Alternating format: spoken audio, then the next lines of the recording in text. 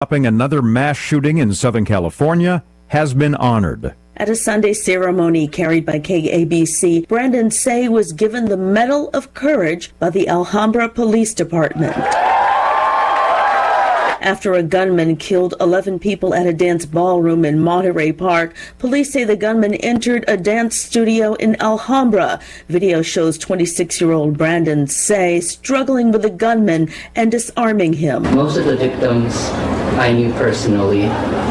They would always come by the dance studio, and I consider them friends. Say says he hopes the families of the victims will be able to heal. I'm Donna Warder. The Virginia Elementary School, where a 6-year-old boy shot his teacher earlier this month, reopens today. The 25-year-old first-grade teacher was hospitalized but is now recovering at home. News and analysis at townhall.com. The Philadelphia Eagles trounced the San Francisco 49ers to become NFC champions. 3 first-half touchdowns propelled the Eagles to the NFC Championship with a 31-7 win over the 49ers. Miles Sanders had 2 scoring runs. The second broke a 7-7 tie for the Birds, who gained their 4th Super Bowl appearance. I wanted to demand respect and do whatever I can to help this team get to the Super Bowl. I promised that when I first got drafted here. Niners quarterback Brock Purdy left the game with an elbow injury, then had to return when backup quarterback Josh Johnson suffered a concussion. Just felt like really a lot of just shocks all over, from my elbow down to my wrist. Front and back, just pain. Christian McCaffrey had a touchdown run for San Francisco. Michael Luongo, Philadelphia. With the win, the Eagles advanced to the Super Bowl to face the AFC champion Kansas City Chiefs, who beat the Cincinnati Bengals on a last-second field goal last night. More on these stories at townhall.com.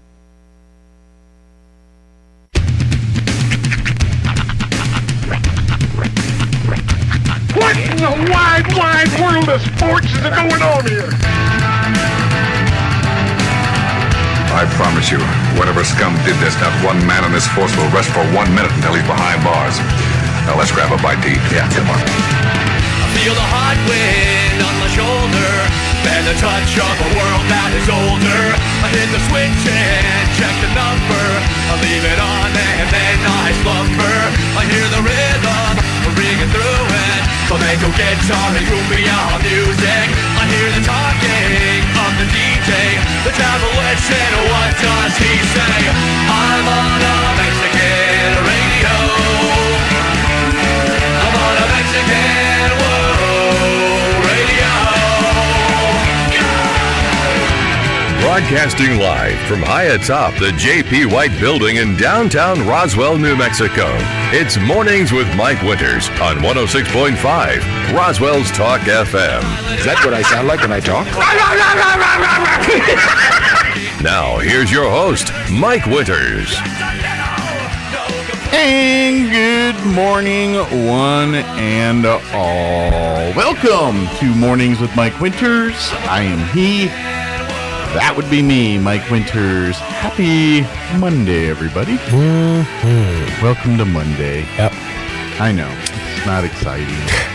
It doesn't feel, chipper type day. And if you're not a Chiefs or an Eagles fan, probably not feeling too chipper. No, but definitely going to be an interesting bowl. Yeah. Well, I'm all in on the Chiefs now. Yeah? I hate the Eagles. Right, well, with a passion. Go Birds. You Eagles fan? No, not at all. Not even at all. But in a pinch. Yeah. I'm a Packers fan that leans towards the Eagles only because I know their theme song or their cheer song. So Fly Eagles Fly? Yeah. Yeah, it's real original. On the wings of victory. Well, yeah, that's true. Too bad those people are evil. They're just bad. You know what? I'll say this. Of all of the Philadelphia fight songs out there, the 76ers is the best. Yeah. 1, 2, 3, 4, 5, Sixers. 10, 9, 8, 76ers. It's just, you gotta love a good countdown song. Countdown songs, those are great. Yeah. I feel it'd be good in a, American Bandstand or Soul Train. Right. If they play it there and everyone could jam out to it. But anyway. But yeah, go Birds. So you're all in on the Chiefs then, huh? I have to be because I hate the Eagles. I just hate the Eagles. Let me ask you this. Yeah. Because the Commanders is a traditionally red-tinted team. Yeah. Do you feel the need to lean towards red-tinted teams? No. Because I'm leaning towards the Eagles, and I'm a Green Bay fan. The Eagles is traditionally a green-tinted team. I almost feel like we're leaning towards our hues, our given hues. To be honest, I'm a little jelly of the Chiefs because they don't get nearly the garbage about their name that the Redskins did. That's true. And to be honest, yeah, Chiefs, Redskins on the surface, you're kind of like, okay, maybe one's... But Washington... Wait, maybe? Well, I'm just saying... One is one they call themselves. The other is what we call them. But to be honest, that's a term of it. Like they Absolutely, I agree 100%. It's a term of endearment. But what makes me mad is Washington's fan base doesn't do all the stupid Native American stuff that the Chiefs do. Yeah. That the Seminoles, the Braves, we don't do that. All that embarrassingness that they do. And to me, that seems way worse of making fun of Native Americans than what the Redskins did. Yeah. The Redskins honored it. And the Chiefs, God bless it, do your thing. But don't chastise Washington and then, oh, that's okay. Yeah, they look ridiculous, those people going, whoa. I mean, come on. To me, that makes me jealous. Tomahawk chop? That's the part that makes me. It's like, really? That's the line being drawn here? Now, bear in mind, this is I was going to say this is the first time the Chiefs have been in the spotlight in a while, but no, it's not. That's not. No, they've Patrick Mahomes and Andy Reid. They've been to the dance a couple of times last decade or so. Prior to Andy Reid, they didn't know what the playoffs looked like for a while, but yeah, now that Andy Reid's been there and Patrick Mahomes, they go every year. But now, see, that's the thing. This is where I'm torn because I am a Mahomes fan. Like I just like his style. I like his style of play. I like a lot of people around here are because he's a Tech alum. Yeah, you know? He's good people. But so I'm going to root for the Chiefs just because my hatred for the Eagles is so much. But I'm not a love of Chiefs either. I don't have a love there. I would feel like, to be honest, I was rooting for the Niners and the Bengals this weekend, all of which did not happen. I feel like there's a challenge somewhere in here. A challenge? You're pulling for the Chiefs. I'm pulling for the Birds. Okay. I feel like there's something we could work out here. All right. Because I'm assuming you're coming to the shindig as well. The festivities in 2 weeks. Yes. Indeed. I feel like some kind of wager. Okay. We could work out here on the morning show. All right. I'm thinking some kind of punishment. All right. This is where I'm leaning. Well, ponder. Less towards rewards and more towards punishments, and that tells you how I was raised. He doesn't like nice things. No. I just don't know what they look like. That's all that is.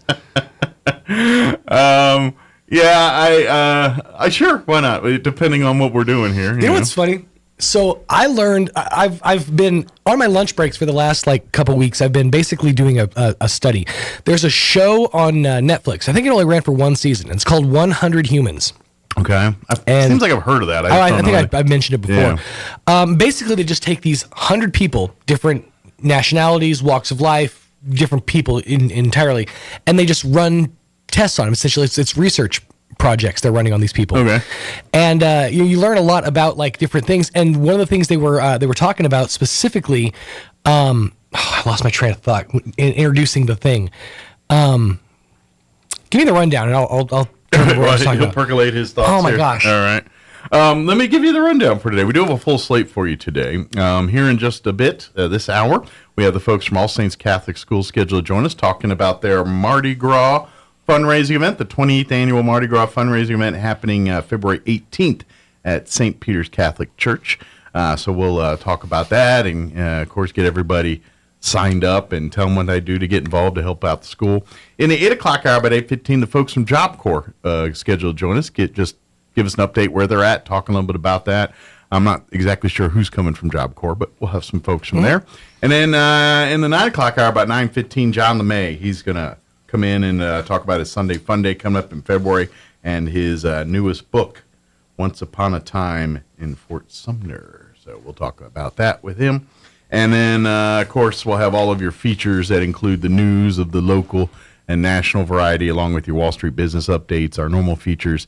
And it is Monday, so a livestock report from Smiley Woot in a few minutes as well, too. And whatever else we can come up with. Yeah, it's gone. Move on. I'm sure I'll think of it halfway through the next hour. I'll be like, oh, yeah, that. But okay. Yeah, well, something to do with Super Bowl, and then it went from the wager, and then so did that help any? Hang on. Okay. That's punishment what it was. wager. That's what it was. Yeah. So they were talking about comparing different styles of whether people work better with rewards versus punishments. Okay. And they actually found out, like through several studies, they found out that punishments work like 25% of the time. Rewards work 75% of the time. And yet we're way, way, way more likely to offer to try punishments versus rewards. Because we know humanity's what awful. works. We know what works, but we refuse to do it. Well, that's how stubborn we are as human race. That's what I say. Humanity's awful. Boy, howdy, that was a long route to come around to that. And I know people like, oh, he's such a half glass, half full, or half empty kind of dude on this, and you might be right, and I'm not going to argue with you, but I generally think people are bad unless you're on them. You know what I mean? Like I don't think people normally will do the good thing unless somebody's eyeing on them. Right. If they have an opportunity to do bad and get away with it, they're going to. Oh, 100%. That's just 100%. That's just what I think most of humanity is. Right. And if there are exceptions to the rule, you betcha. And thank God for that. That's what character is. That's. But I would say the majority of humanity in general, they're going to take the path of least resistance, and they don't care who they step on doing it. That's my opinion of you people of humanity. By the way, I was going to go see You People this weekend, the movie. You were going to go see it? Well, go to my living room. I was like, it's on Netflix. I'm curious about that. I mean, I didn't get a chance to last night, so maybe tonight or tomorrow we're going to see it. It looks we didn't funny, get a chance to. But it's also, I mean, and I know I've said this already, but it looks like Guess Who's Coming to Dinner. Could it be. looks like very much in that same vein of Could like be a modernized version. You're black, I'm white, I'm Jewish, your family's Muslim, so it's hilarities ensue. Yeah, that's pretty much what I think it is. But I haven't seen Eddie Murphy movie in a while. True. And I love me some Jonah Hill. And I'm pretty far removed from Pluto Nash, so let's see what he's got going on here. What happened to Jonah Hill's face? I think he got Hollywood is what happened. Well, I don't know if he got like a skin treatment or like. Well, I think he's trying to do things to make himself look appealing. Dermaplast or something. Yeah. Here's what it is. He looks like Zach Braff, and I'm a huge fan of Zach Braff. But I've pointed this out to somebody. Zach Braff looks like somebody took a leaf blower on full power and just aimed it straight at his face. Like he looks like his skin has been blown back. His hair, like he's got that and the same thing with Jonah Hill. I don't know if that's what dermaplast kind of the Beaker thing going on. Kinda, yeah. Or I heard the term fricassee hair the other day. Fricasseed hair. They were talking about Christopher Lloyd. So you get that kind of like where it's Doc Brown, all over the place. Yeah, he's got kind of that fricasseed hair thing. I just stuck my finger in a light switch. Look, or like I got a perm and fell into a can of mousse. Look, or more modern. For the Domino's pizza commercials, they're talking about their new electric cars, and the lady's driving it around and gets zapped by lightning, and she goes to deliver the pizza, and her hair's all like. I haven't seen that one. But I got to tell you something. And the customer's like, "Are you okay?" "Yeah, I'm fine." And like, okay. I found my new nightmare fuel. Yeah. It's AI advertising. Okay. I'm scrolling along on Facebook, doom scrolling, as one does, and I come across a targeted ad for Progressive. Okay. And Progressive's always on the cusp of new technology or whatever. Yeah. It's an AI-generated flow. Okay. And I hate it. Sounds nightmarish, Joel. It does sound nightmarish. This is something this is a phobia I didn't know I had. Is I can't look for a long time at AI images, because the more you look at AI images, the more uncanny valley they are, and the more it freaks me out. Okay. Specifically, like the hands and the teeth. I guess I need to see it more. Yeah, if you get a chance, try to fall down a rabbit hole of AI images, because. Somebody posted a series of AI images from like a party. It was the party that never happened, and it was basically a bunch of young people. And the more you looked at these pictures, the more you realized how off they were. People had like 17 fingers, or their mouth had like 35 teeth on the top row. Right. It was just it was so off-putting. Or there was a picture of somebody there was like a selfie of a group taking a selfie in a mirror, but the thing they were taking the picture with it didn't look like a phone. It looked like some other device entirely. And it's just the more you look at AI images, the more off-putting they are. And that's like a horror thing for me now. I didn't even know that was a thing for me, but I can't look at AI images without getting a little bit uncomfortable, so to speak. Okay, I think I guessed was getting turned around. I was getting an address, now I'm giving them direction. So we'll see. I hope that's a guess. It's a. But yeah, if you get a chance, just try to find one of those like AI image generators, and then just like you will find they're so off-putting because they're very close, like from far away. Mm-hmm. They're very close to what real life looks like. Right. But the closer you get to them, the more you examine them, the more you realize it's not real life. And then it's something about the uncanny valley. It just really throws things off. And once you're in that uncanny valley, it's just very uncomfortable. So there's really no way to explain it without actually experiencing it for yourself, but it's very uncomfortable. Yeah, I could see. Well, and like to be honest, you know what used to freak me out was that early 90s computer,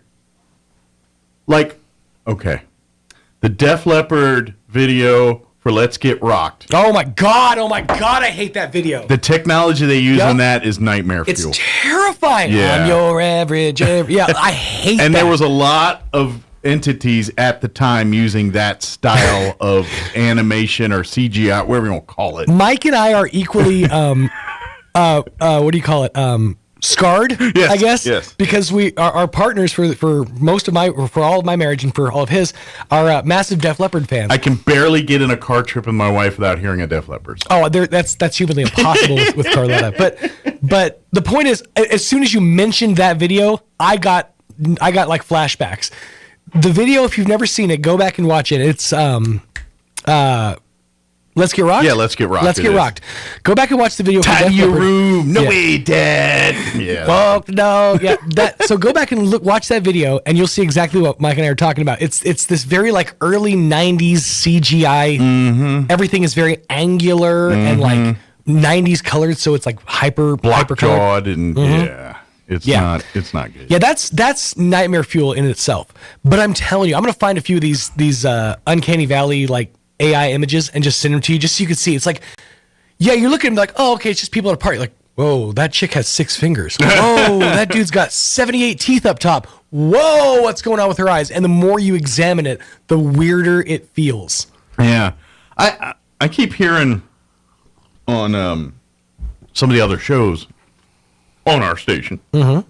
I don't remember if it was Travis and Sexton or Hannity or one of them, but I think it was Travis and Sexton. They were talking about the AI technology now where you, in essence, can like go online as a kid and then just say, I need a term paper. Yep. For, I don't know, say the Depression era. And next thing you know, they'll, you can get an AI thing that'll generate and write up a basically a term paper. Yeah. That for you that teachers and everything can't tell if it's plagiarized. It's called Chat GPT, and it's funny. I started playing with it last week just to see what it could do. Yeah. And it's like, okay, so I typed in. I'm coaching somebody who's trying to learn how to do more narration for audiobooks, things like that. And so I was looking up, I typed into ChatGPT, give me a 1 to 3 minute sample of a nonfiction book about getting over a breakup. And it generated like that, 5 paragraphs of really good advice. Like really good, like don't isolate yourself. Get with, find friends, find things you like about yourself. It was like all this really good advice, like of ways to get. And I'm like, hold on, AI just said that, just generated this. Yeah. And if you want, you can go to the bottom and hit, I don't like this, try again, and it'll do another thing. To the point where there's actually there's apparently like a. Hold on 1 second. Yeah. Hey, Roy. Guest is here. Our guest is downstairs. You want to let them in? There's actually an app that professors can download that can tell you if the document that you're reading is either partially or fully generated by AI so that they know you're cheating. Okay. Like it's called Cheat GPT. Okay. Yeah. So like it's basically like they've already released safeguards against stuff like this. Yeah. But AI is getting real good, y'all. Like real. Like yeah. It's only a matter of time for iRobots happening. Dude. It's literally my nightmare. Yeah. Because if you're at all familiar with what the singularity is, which is where AI comes to a point where we get so good and realizes they don't need us anymore. Now, AI. Now this is where my tinfoil hat goes on, because if AI gets with those Boston Dynamics flippy robots, yeah, tell me that those two things combined, figuring out they're smarter than us and also more powerful and agile than us, we're screwed. I, for one, welcome our robot overlords, and I hope they find this audio as evidence that I do. I am your friend. Sean loves Johnny Five. Johnny Five is alive. Come on, Yard! I'll do whatever accent you guys need me to do. Whatever. It's fine. I am versatile. Oh, man. Well, it's 7:23. Let's go ahead and get you up to date on the weather. We got rain chances coming. Let's see. Maybe. Let's just get the weather, then we'll discuss. I'm meteorologist Steve Hamilton with your Pecos Valley weather. We'll get some sun with a few clouds today. We have colder temperatures in store with high pressure moving in from the Central Plains. Mid-40s for the afternoon high today in Roswell. Upper 40s for Carlsbad and Artesia. For the overnight hours, we're in the upper 20s and we'll have partly cloudy skies. And then we get a cloudy day on Tuesday, maybe a little bit of freezing rain or drizzle, 40. I'm meteorologist Steve Hamilton, and that's your latest forecast. Thank you, Steve. Currently 28 degrees here in Roswell. A little foggy, a little misting, a little of that freezing fog out there this morning. Was running into that coming in. That's going to be lingering around for a bit. Humidity currently at 92%. Winds out of the east at 5 miles per hour. Expect the clouds to linger around through mid-morning, gradually clearing around, later today. Highs only supposed to hit 44 today with east winds 5 to 15 miles per hour. Tonight, patchy freezing fog after 2 a.m., so long after you've gone to bed. Increasing clouds with an overnight low of 27. South winds at around 10 miles per hour. For you Tuesdays, could wake up to some more patchy freezing fog in the morning here, but that gradually clearing. Highs expected to only hit 35 tomorrow. Yeah, we're not getting out of the 30s tomorrow. East winds 5 to 10 miles per hour. Tomorrow night, we're looking at a chance at some freezing drizzle after 11, mostly cloudy, overnight low of 27. Wednesday, could be waking up to some snow. They're talking a chance of snow before 11, then it changing over to rain after that, mostly cloudy and 45. Winds out of the south 5 to 10. We're looking at a 40% chance of precip on Wednesday. Wednesday night, a 40% chance of rain. Changing over to snow after 11, mostly cloudy, overnight low of 31. Thursday, a 20% chance of snow, mostly sunny, but won't last very long. Highs supposed to hit the 50s, 56, and then we'll be in the 60s by Friday, 66 and sunny. And then for the weekend, 67 on Saturday, 66 on Sunday. So you're going to go from parkas midweek to short sleeve T-shirts by Friday and Saturday of the week here. So, yes, welcome to Southeast New Mexico. All right, it is 26 minutes after 7 o'clock. Let's go ahead and we'll get you into your Roswell Livestock Report with Smiley Wooten. We'll take a quick commercial break as well, and then we'll talk with the folks from All Saints Catholic School talking about their Mardi Gras event, their annual event coming up here in February. Don't go away. Good morning, this is Smiley Wooten at the Roswell Livestock Auction. A good end of January run this week with a nice selection of all classes of cattle, especially high-quality weaned native calves, light yearlings with condition. We expect to sell 1,300 head, breaking down like this: 75 to 100 weight cows of bulls, 75 to 100 pairs bred cows, 1,150 1,200 calves and yearlings. Today's sale will include 15 bred cows, excellent quality black, white face, Angus cross cows bred to Angus bulls 3 to 7 years old. 30 bred cows, excellent quality black, white face Angus crosses bred to Angus bulls 9 to 11 years old. 200 calves, Mailey Land and Cattle Company at Carlsbad, New Mexico, excellent quality black and red Angus cross calves, cattle weighing 100 days, 2 rounds of shots, 500, 700 pounds. 112 calves, Emo Keeney and Sons, El Paso, Texas. Excellent quality black, white face calves, medium condition. Cattle Master 5-7 weight Brandon, 450, 600 pounds. 110 heifer calves, D Square Ranch, Corona, New Mexico. Excellent quality black and red Angus cross heifer calves, weaned in September. 2 rounds of shots, 375. 500 pounds. 68 yearlings, Wes and Carla Bruton, San Antonio, New Mexico. Excellent quality Charolais crossbred yearlings, medium condition, right off of grass, 600 to 850 pounds. 30 steer calves, Mr. Jimmy Johnson at Lake Arthur, New Mexico. Excellent quality Black Angus cross calves, cattle weigh 90 days, 2 rounds of shots, 550, 700 pounds. 67 calves, Mr. Philip Holcomb at Alamogordo, New Mexico. Good quality crossbred calves, shots at Brandon, 375, 500 pounds. 36 calves, Mr. Forrest Henderson, Flying H, New Mexico. Excellent quality Charolais crossbred calves, cattle weigh 30 days, run 1 round of shots, 400, 550 pounds. And 56 calves, Mr. Thomas Richardson, Salt Flat, Texas. Excellent quality black and red cross calves, weighing 30 days, 2 rounds of shots, 400, 500 pounds. Sale time this morning, 9 o'clock. Sale pairs of bred cows about 9:30 to 9:45. Be selling calves and yearlings about 10 to 10:15. Fairly short on cows again this week, so don't be late. We expect to sell 1,300 head. This is Smiley Wooten, Roswell Livestock Auction. Jennifer here from Trustmark Roofing, and I know you've heard me say that you can trust Trustmark, but I want you to know what that looks like in real life. A few years ago, we installed a beautiful new roof for an older woman who was recently widowed. She was an artist and colors were really important to her. So when she said she didn't like the color of a brand new roof, we took that seriously. She had picked the color and signed off on it, but I just kept thinking, if she's going to walk into her house every day and be disappointed, then we're just going to redo it. So we did. We ripped that beautiful new roof off and replaced it with a slightly different color, and she was thrilled. Yes, it cost us quite a bit of money to make her happy, but I want you to know you can trust Trustmark to make it exactly right every time. If you have any roofing needs, call us at 575-755-ROOF or find us online at trustmarkroofpros.com. Trustmark Roofing, we put people first.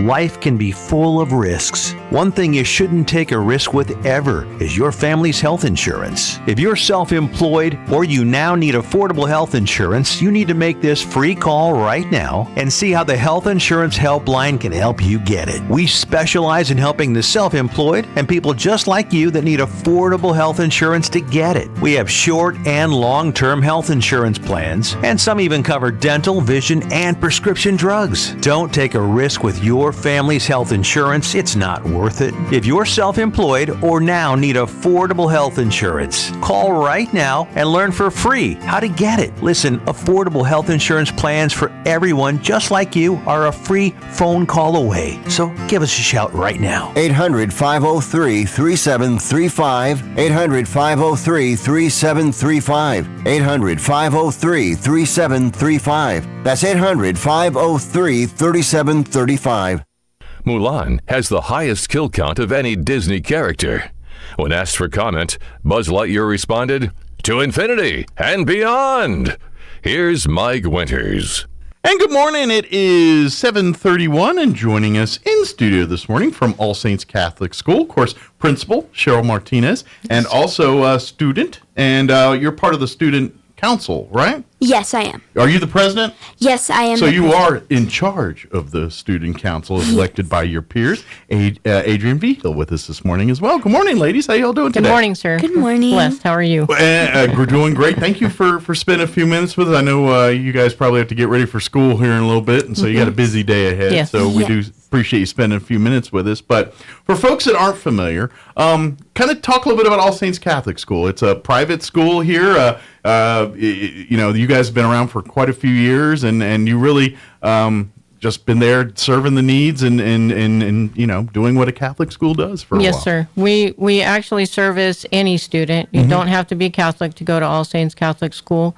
We have pre-K, 3-year-olds, all the way through 8th grade. Okay. And we have been around a while, like you said. This is my first year as principal, but I served on the board for 10 years before I retired from the Institute and became the principal. This year we tried something a little bit different with the middle school. We actually departmentalized, so it's more like going to a regular middle school. The students have different teachers for every subject. We do offer financial assistance, and we use the FACTS system, that's FACTS, to determine financial need. And We actually have about 75% of our students have received some kind of financial Scholarship assistance. or finance. Yes. That's yes. great. Well, and that's the proof is, look, we're here to provide an education. If there's Yes. a will, then we'll find the way financially or any, whatever hurdle or resource Absolutely. or block that we've got going on here, we'll find resources to overcome that. And, we'll get every kid educated and give them the quality education that they deserve. That's correct. Yeah. Yes. And one thing I do know, like you said, you're kind of with the middle school kind of going into what I guess people would think is more like a middle school setting. Yes. Yeah. But that being said, I know just from my experience that All Saints, it's very much a family atmosphere where it's tons of structure, but parents are a very active part in everything. They're part of the classroom activities. They're part of the events. So I do want to tell you that if you are a parent of All Saints, plan on being on board, because that's something I know you guys really value and trust, and make sure that the parents are very much in concert and with input on and being a part of the curriculum. That's absolutely correct. We actually, when we send out emails to the parents, we address it to the All Saints Catholic School family. Yeah, exactly. It's that family atmosphere, Yes. and that's really what makes it special, I think. And plus it, obviously the quality education and all that stuff, but none of that is free. None of that happens without money being raised. And so one of the major, if not the major, I know you have others, but this is probably one of the more the public knows, is you guys' annual Mardi Gras event. This year is going to be the 28th annual Mardi Gras event that you guys do every year. It'll be back at St. Peter Catholic Church here. Yes. And it's all the fun you remember of years past with the great dinner and dancing, and of course the king and queen and the king cake, and getting the little baby so you can win a prize. And that's right. All of that's back this year. Yes. And so we just want to put it on people's radar and say, hey, time for you to come out and shake a leg and have some fun and support All Saints Catholic School. Absolutely. The tickets are on sale. You can actually purchase them online at our website, All Saints Catholic School. And they're $60 a piece. That includes dinner catered by Peppers. Mm-hmm. And they always do an amazing it's awesome. Cajun/American fare. So if you're not full into Cajun food, then there's stuff you might recognize there too. That's right. It's amazing. And we'll have a cash bar as well. Peppers handles that. Sure. And Louis Nahar is the DJ, and he always puts on a good show. Yeah. Yes. And another part of the traditions, Ed and Kathy Cook doing the photos and kind of taking pictures, and when you see everyone's fun photos of their Mardi Gras, and that's right. That's the Cooks. The Ed and Kathy Cook, they do all that stuff for everybody. So you can come dressed if you want, like for Mardi Gras, or you can come dressed however you want. Sure. And I know for pictures and stuff, there's usually like accessories for you to dance, to dress up into, to have fun with and you can buy some of that stuff there too. Yes. Again, all that money goes back to support the curriculum at All Saints Catholic School. That's right. And we have a silent auction. We have, I know one of our big items has something featuring Tom Brady this year. Oh. So those are brought into us, and they go, those are big items. Yeah, they go in like autographed sports memorabilia to music memorabilia to like vacations and other things. But some of it's collectibles, some of it's products and amenities and opportunities for you to do. But that's correct. You guys always have a pretty good spread of different prizes people can bid on and things. And again, all of this goes back to paying for the curriculum in the schools and helping with these scholarships and all the different facets of All Saints Catholic School here. So it is. I do want to mention to everyone, it's a 21 and over event. It's just for get a babysitter for the kids for that night, and we'll call it date night or just friends night, whatever it is. Come on out. It is February 18th. That's Saturday. It's going to be at St. Peter Catholic Church. Doors will everything will get underway at 6:30. It'll wrap up about 11. Yes. And right now, I know February 18th. People are like, well, that's like 3. That's plenty. But there's still that's not that far. February's this week.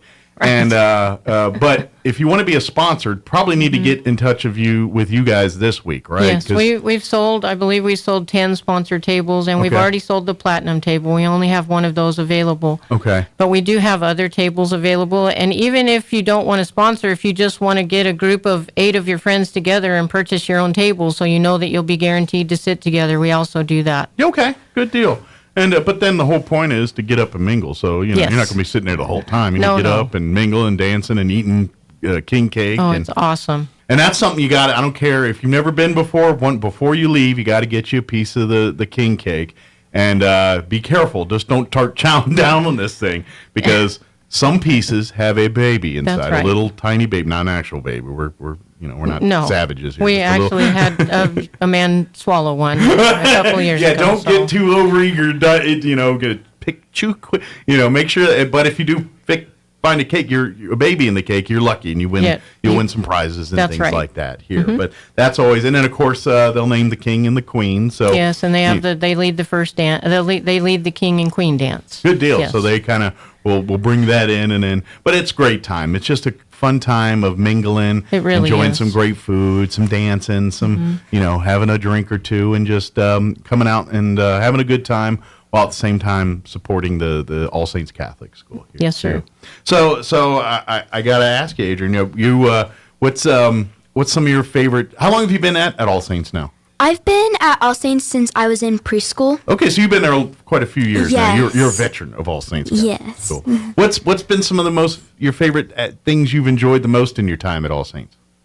There's so many great teachers and just like so many activities that the teachers put together, that everybody in the school puts together, no matter who it is, and just like you can be involved in altar serving, lecturing at the church, and our wonderful middle school teachers now put together a student government, which is also super fun. I've been looking forward for this since So the student government part, that part of the new part when we were talking about like the middle school and kind of restructuring that a little bit, is it student council kind of a new, as part of that new? So this is all new. So so are you the first president? No, we had one last year. Okay, so you're not the George Washington. You're the John Adams. Yes. Very cool. I was looking forward to it last year, and so it made me like push harder this year. Okay. And I'm really happy to be the president. It's actually super fun. Good deal. What's been your part you've enjoyed most so far being president? Throwing fundraisers for the kids. Okay. And taping Gavi. Yeah, we taped our PE coach to the wall Okay. as a fundraiser. It was $1 for like a foot or two piece of tape. Okay, so you get $1 and you get to put a piece of tape on them. Yes, and that went really well. How long was it before someone put one over his mouth? Or her mouth? They didn't. Really? We made it a rule that you couldn't put it anywhere. Gotcha. Yeah. Okay, I gotcha. Probably smart idea. Yes. And, cool. Yeah, we recently did a Candygram fundraiser. Okay. Which was hectic but fun. Good deal. Because I think the kids liked it, and So they kind of get to go and like send a candygram to a friend or the parents get to do. Okay. Yeah. It's super fun. Nice. Well, I bet parents appreciate that little nice thank you from their children. That'd be very nice.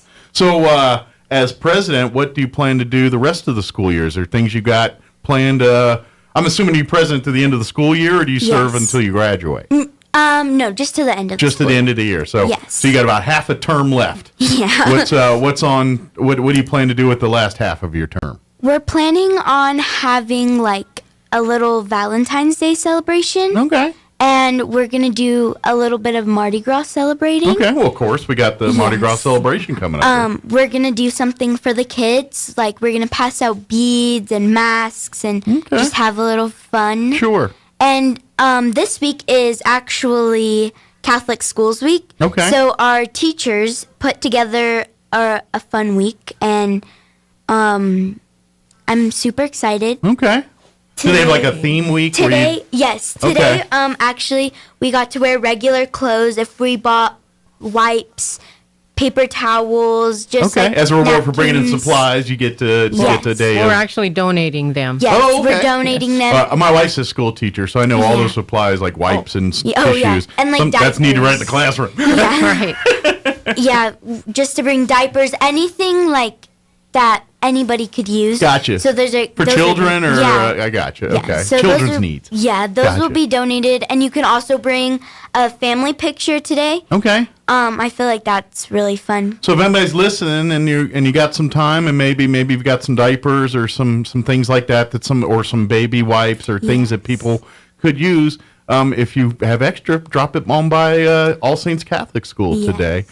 The school there, what is that? 2700 North Kentucky. Kentucky, yeah, Yes. right there. I was trying to remember the name of the road. And like, people Louisiana, are, Kentucky. people are welcome to come visit this week as well. We always welcome visitors, but because we Yeah. have special things going on this week, we open Kinda the doors. It's kind of a little bit more got going on than normal Yes. there. So, but yeah, come and request a tour. And if Yes. you're a parent that you're like, hey, I'd love to see, and the best time to do the tour is when school's, in session. and Yes. kids are in classrooms and everyone's kind of, you're seeing what a typical day at All Saints is like. So, so it loved it. This is a good week to do that if you'd like. Maybe call ahead and let the principal here know that you want to do that, and they can set up a time and appointment. Yes. I'm sure you're a busy lady during the day, and you're probably in about 10 different places. Well, I teach middle school math and middle school social So when you're not studies as principal well, and you're so, teaching, yes. so you are quite busy here. But I'm curious here. What are your goals? What are your dreams? What do you want to do when you're an adult? Do you want to? I want to be a doctor. Okay. Yes. I want to, I want to be an OBGYN. Okay. So you want to deliver babies, or do you want to just help women with, in general? Or okay. Yeah, in general. Okay. I've wanted to do this since I was 10, Okay. around that time. But I'm stuck between being a nurse or doctor. Okay. A lot less but- school for nursing, I'm guessing, than Yeah. doctor, but still a lot of school for both. Yeah. Yeah. But I wanted to do that, Or you could be a teacher. They have what's called a nurse, like a nurse practitioner. Oh, yeah. And that's like they're everything a doctor is, but they're not a doctor. Like they can prescribe meds, they can do a lot of more than a nurse can, but not quite as much as what a doctor can. But Yes. based on my time in hospitals and things, they're the ones doing all the work. Like the doctor just comes in and signs stuff. And then, I'll see you later, and then goes, and then the nurse practitioner does all the work. Yes. Generally my experience, but Yes. So think about that when you're thinking about your selections here too. So do you love medicine? Do you like because I wouldn't my problem is I can't stand the sight of blood. Like if I see someone cut their finger or something, I get woozy. Are you okay with that? I'm okay with it. Okay, good, because It's you just kind of like- need that to be a doctor. Yeah. No, I'm okay with it. Okay. Yeah. Well, good. Yes. Good deal. Excellent. Well, I'm very. It sounds like you're doing great. I'm glad. Congratulations on becoming president. And Thank you. do you get to run again or? Yes. Okay. I feel like I'll give the 6th graders that will be 7th graders next year a chance though. Okay. I might be involved, but Well, they're going to need your leadership now that you have the experience under your belt. If you're not doing it, then whoever's doing it next, you need to kind of help them out and guide them a little bit. So that's kind of, I think, the past president's job is to kind of help the new president out a little bit.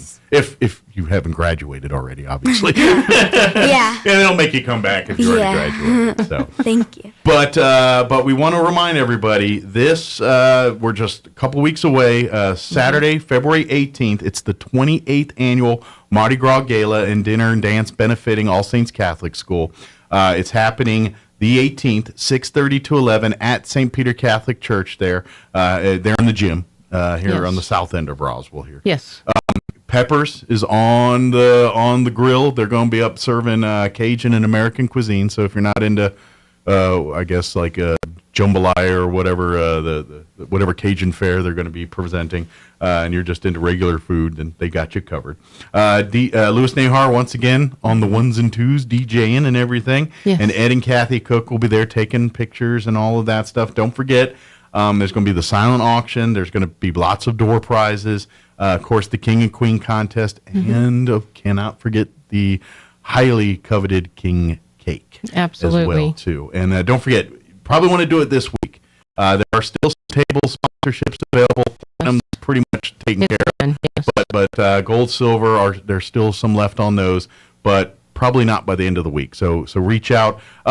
Is the best way to if you want to do a table sponsorship, would probably better to call, or can they do that through the Facebook as well? No, you can't do that on the website. Just call the school. Okay, and that phone number here is 575-627-5744. Yes, sir. And that's the number to the school, and just say, hey, I want to get a sponsorship for Mardi Gras, and they'll be happy to take care of it. But again, 575-627-5744. Or if you just want to get tickets, they're $60. Again, it's 21 and older event, so get a sitter for the kids that night and come and make it a date night or a fun night with friends or whatever. Go to All Saints Catholic School Facebook page, and you'll find the link to get your tickets and everything there too, or go to the All Saints Catholic School website. Yes. So either way, we'll get you there. Yes. So, good deal. Anybody want to say hi to any friends, family members you want to say hi to? Hi, Auntie Kat. I imagine they all see. It's like at the school that everyone knows. They're probably most of them going to see you at the school and stuff at some point, aren't they? Yeah. Good deal. Awesome. Good. Okay. Is there anything you wanted to mention that we sidetracked on, or didn't get a chance to talk about? No, I don't think so. I just want to encourage everybody to come out and have a fun night. It's a lot of fun. It is. People came last year that had never come, and honestly, they thought, well, this is going to be your just typical run-of-the-mill fundraiser. When they got in and saw the decorations, they had an awesome time. They told me afterwards, this was really a good night. Yeah, it's a fun night. Let your hair down a little bit and just enjoy yourself and enjoy the company of others. And all at the same time helping to ensure the future of All Saints Catholic School. So that's the great part about it. So come out, have a good time, celebrate. Who knows? You might be the lucky one. Just trust me.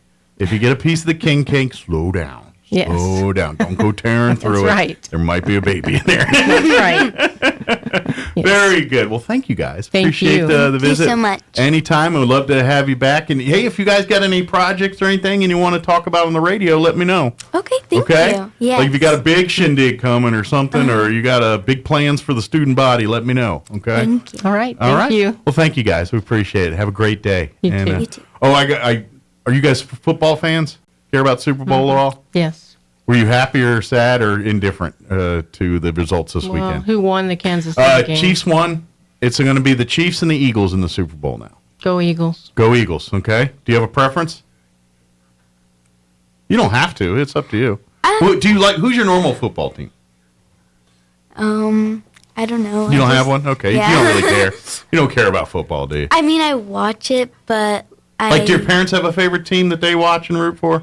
No. No? Okay. So they don't care. You probably don't care either. No. But I mean, I'll watch it with my grandma. Sure. But do you like your family? Who do y'all root for? Dallas, of course. Cowboys fans. Okay. So I'm surprised you're rooting for Philly.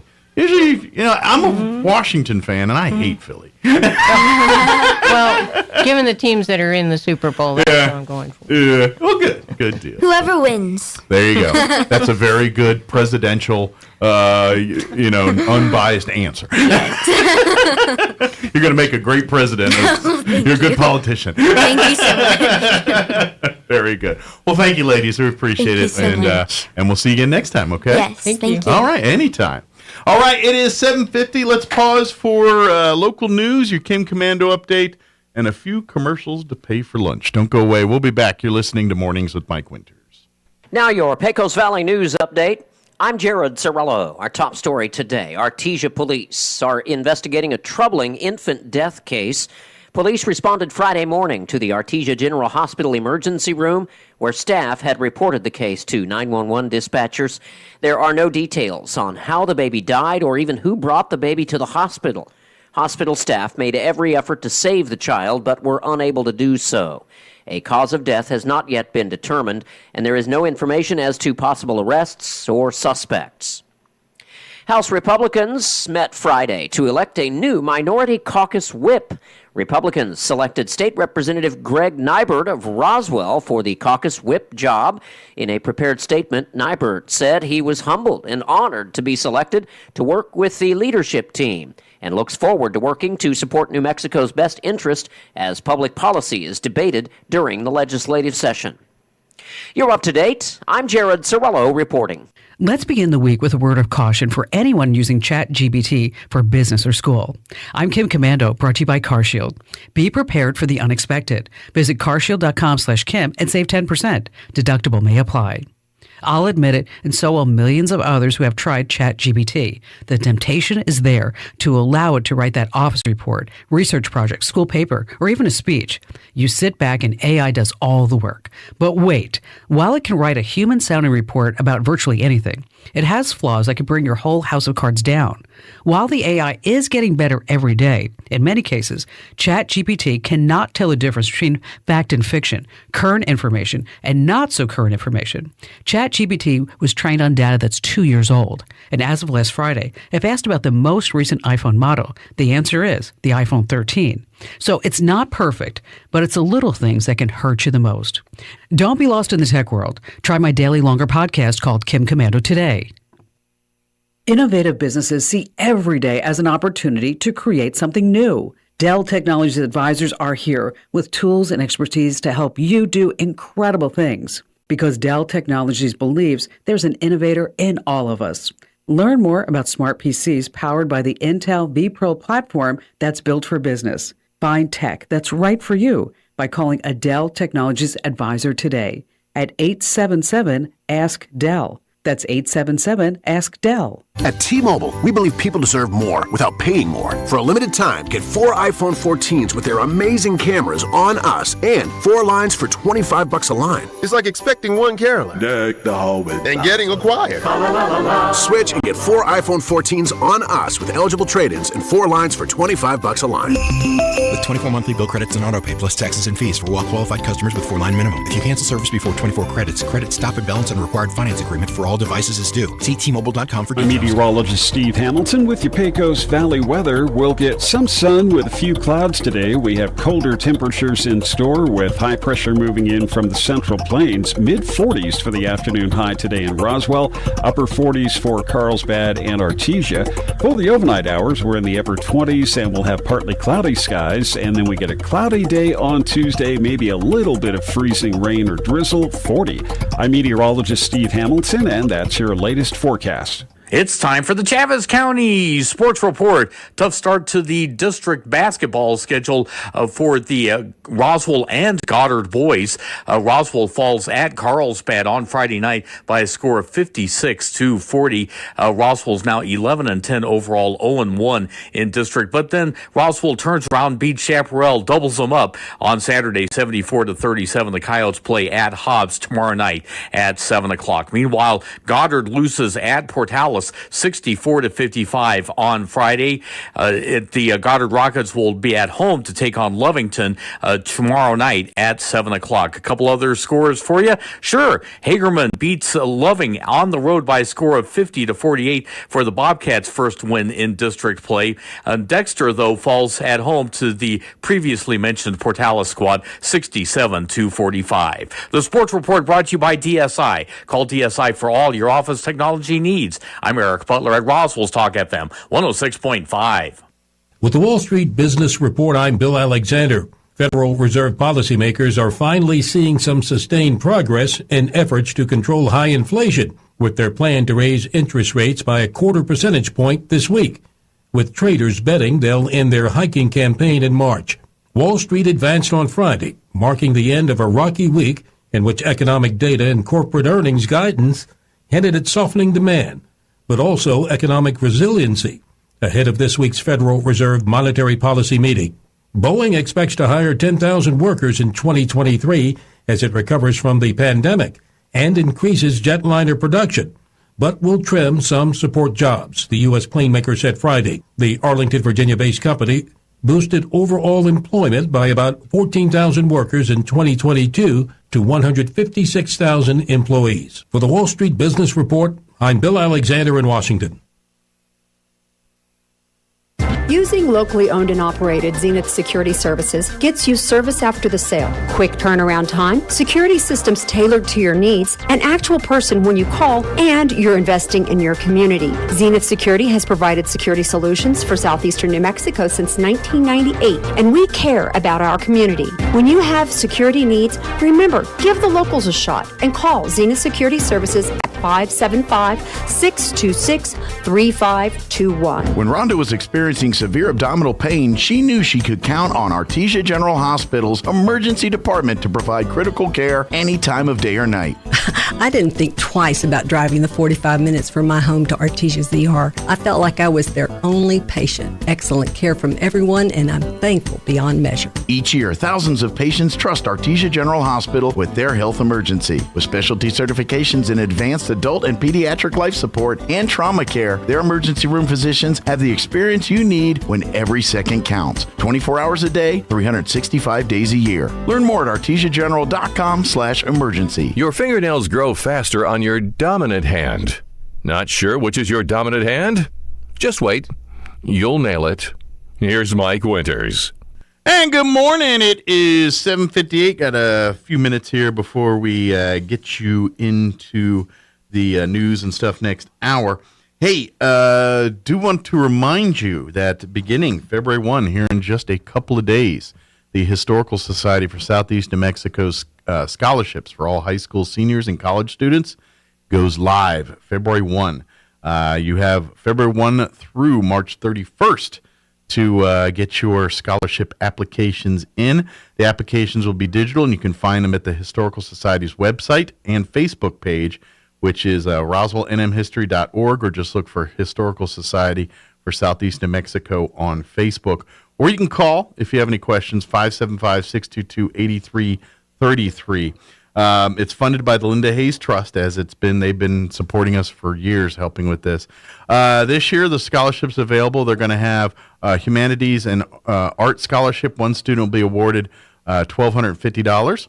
STEM scholarship, 2 students will be awarded $1,250. The character scholarship, 2 students will be awarded $1,250. And then the continuing education scholarship, available for all college students, or 1 student will receive $1,250. Again, it goes active February 1, and then will remain available until close of business on March 31st. Again, roswellnmhistory.org. You can go there now and kind of read up on it and all that, but you can't submit until the 1st there. All right, we have the folks from Job Corps scheduled to join us next hour. Up next is Town Hall News. We'll be back on the other side of news. Don't go away. You're listening to Mornings with Mike Winters. On air and online, this is Roswell's home for talk radio, KEND Roswell. News this hour from townhall.com. I'm Greg Clugston in Washington. Tragedy in Pakistan, where a suicide bombing has claimed at least 34 lives. Officials also say some 150 people were wounded in the explosion. Correspondent Riyazat Butt reports the bomber managed to get through security to the main part of the mosque to be among the worshippers. The attacker was able to get into a walled compound, which was part of the police headquarters and is located in a high-security zone with other government buildings. He was among the worshippers when he detonated the vest, and the force of the blast was such that it caused the roof of the mosque to collapse. More violence in the Middle East. Israeli forces killed a Palestinian man in the occupied West Bank today. The death was the latest bloodshed and violence that comes as Secretary of State Blinken visits the region and calls for a de-escalation of tensions. House Speaker Kevin McCarthy sits down with President Biden on Wednesday at the White House. Raising the nation's debt ceiling to pay for bills already incurred will be on the agenda. On Fox News Sunday, Texas Republican Congressman Mike McCall said he thinks House leaders will reach an agreement, but he doesn't think that should include defense cuts. I don't think we're going to see a shutdown. I mean, McCarthy, talked to him. He's going to meet with the president, wants a reasonable debt ceiling to counter, irresponsible government spending. I agree with Adam in this sense that I will not sit back and watch our defense being cut at such a dangerous time in our history. The White House wants to raise the debt limit without conditions. A Georgia prosecutor indicates that she is likely to seek criminal charges soon in a 2-year election probe involving former President Trump. More on these stories at townhall.com. Here's an important message from the Diabetes Solution Center. Do you like pricking your fingers to test your blood sugar levels?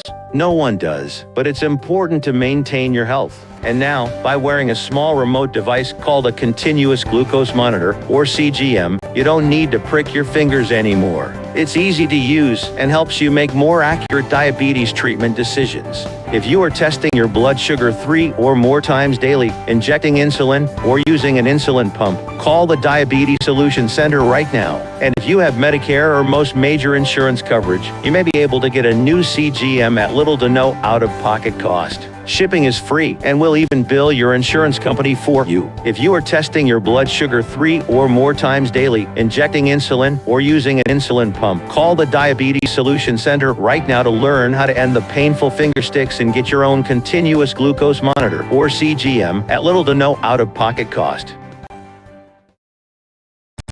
China's government has criticized U.S. controls on technology exports as a trade violation.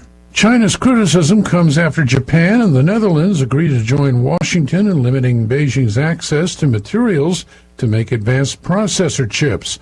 The foreign ministry didn't mention the latest development, but accused Washington of abusing export controls.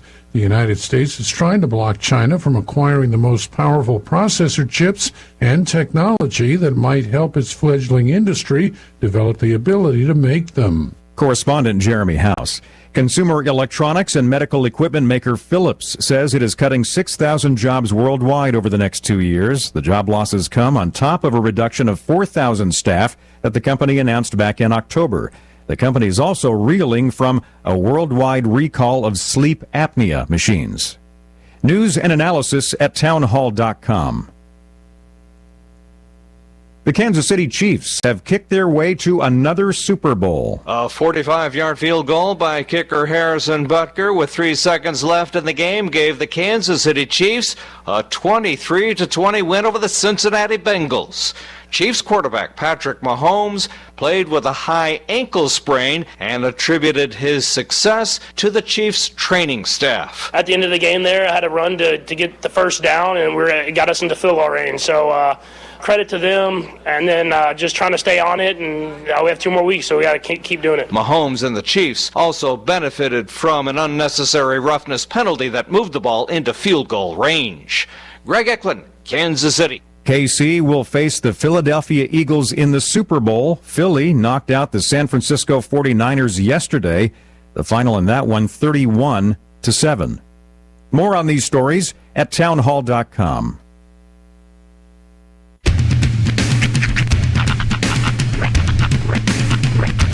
What in the wide world of sports is going on here? I promise you, whatever scum did this, not one man in this force will rest for 1 minute until he's behind bars. Now let's grab a bite to eat. Yeah, come on. I feel the hot wind on my shoulder and the touch of a world that is older. I hit the switch and check the number. I leave it on and then I slumber. I hear the rhythm ringing through it. Flamenco guitar and cumbia music. I hear the talking of the DJ. The travel listen, what does he say? I'm on a Mexican radio. I'm on a Mexican radio. Broadcasting live from high atop the J.P. White Building in downtown Roswell, New Mexico. It's Mornings with Mike Winters on 106.5 Roswell's Talk FM. Is that what I sound like when I talk? Now, here's your host, Mike Winters.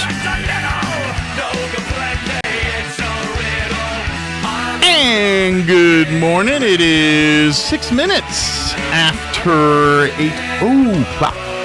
Welcome to hour number 2. Deuce. Choo-choo. Mornings with Mike Winters. Pew, pew. Pew, pew. Mornings with Mike Winters right here on 106.5 Roswell's Talk FM. Happy Monday, everybody. Yes, sir. You know, that about I don't know, maybe it was around Christmas time. TBS was gonna show like one of the Lego movies or something. Lego Batman. Yeah. Yep. And that commercial for it, they just have like every time they're shooting, they just have some little girl going pew pew, and it makes me laugh. It's so okay. I'm gonna tell you this: if you're gonna go see a kids movie, the best way to do it is with no kids and with your wife. This is. Oh yeah. Where was that? Yeah, my son was playing with it yesterday when I had to come in here and record. This is Anger.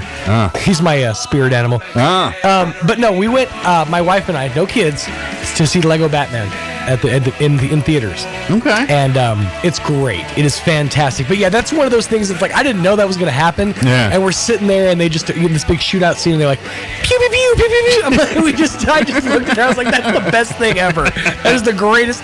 Like, it's because that's what kids do. It's like, it's very imaginative. Yep. Very of a kid's imagination.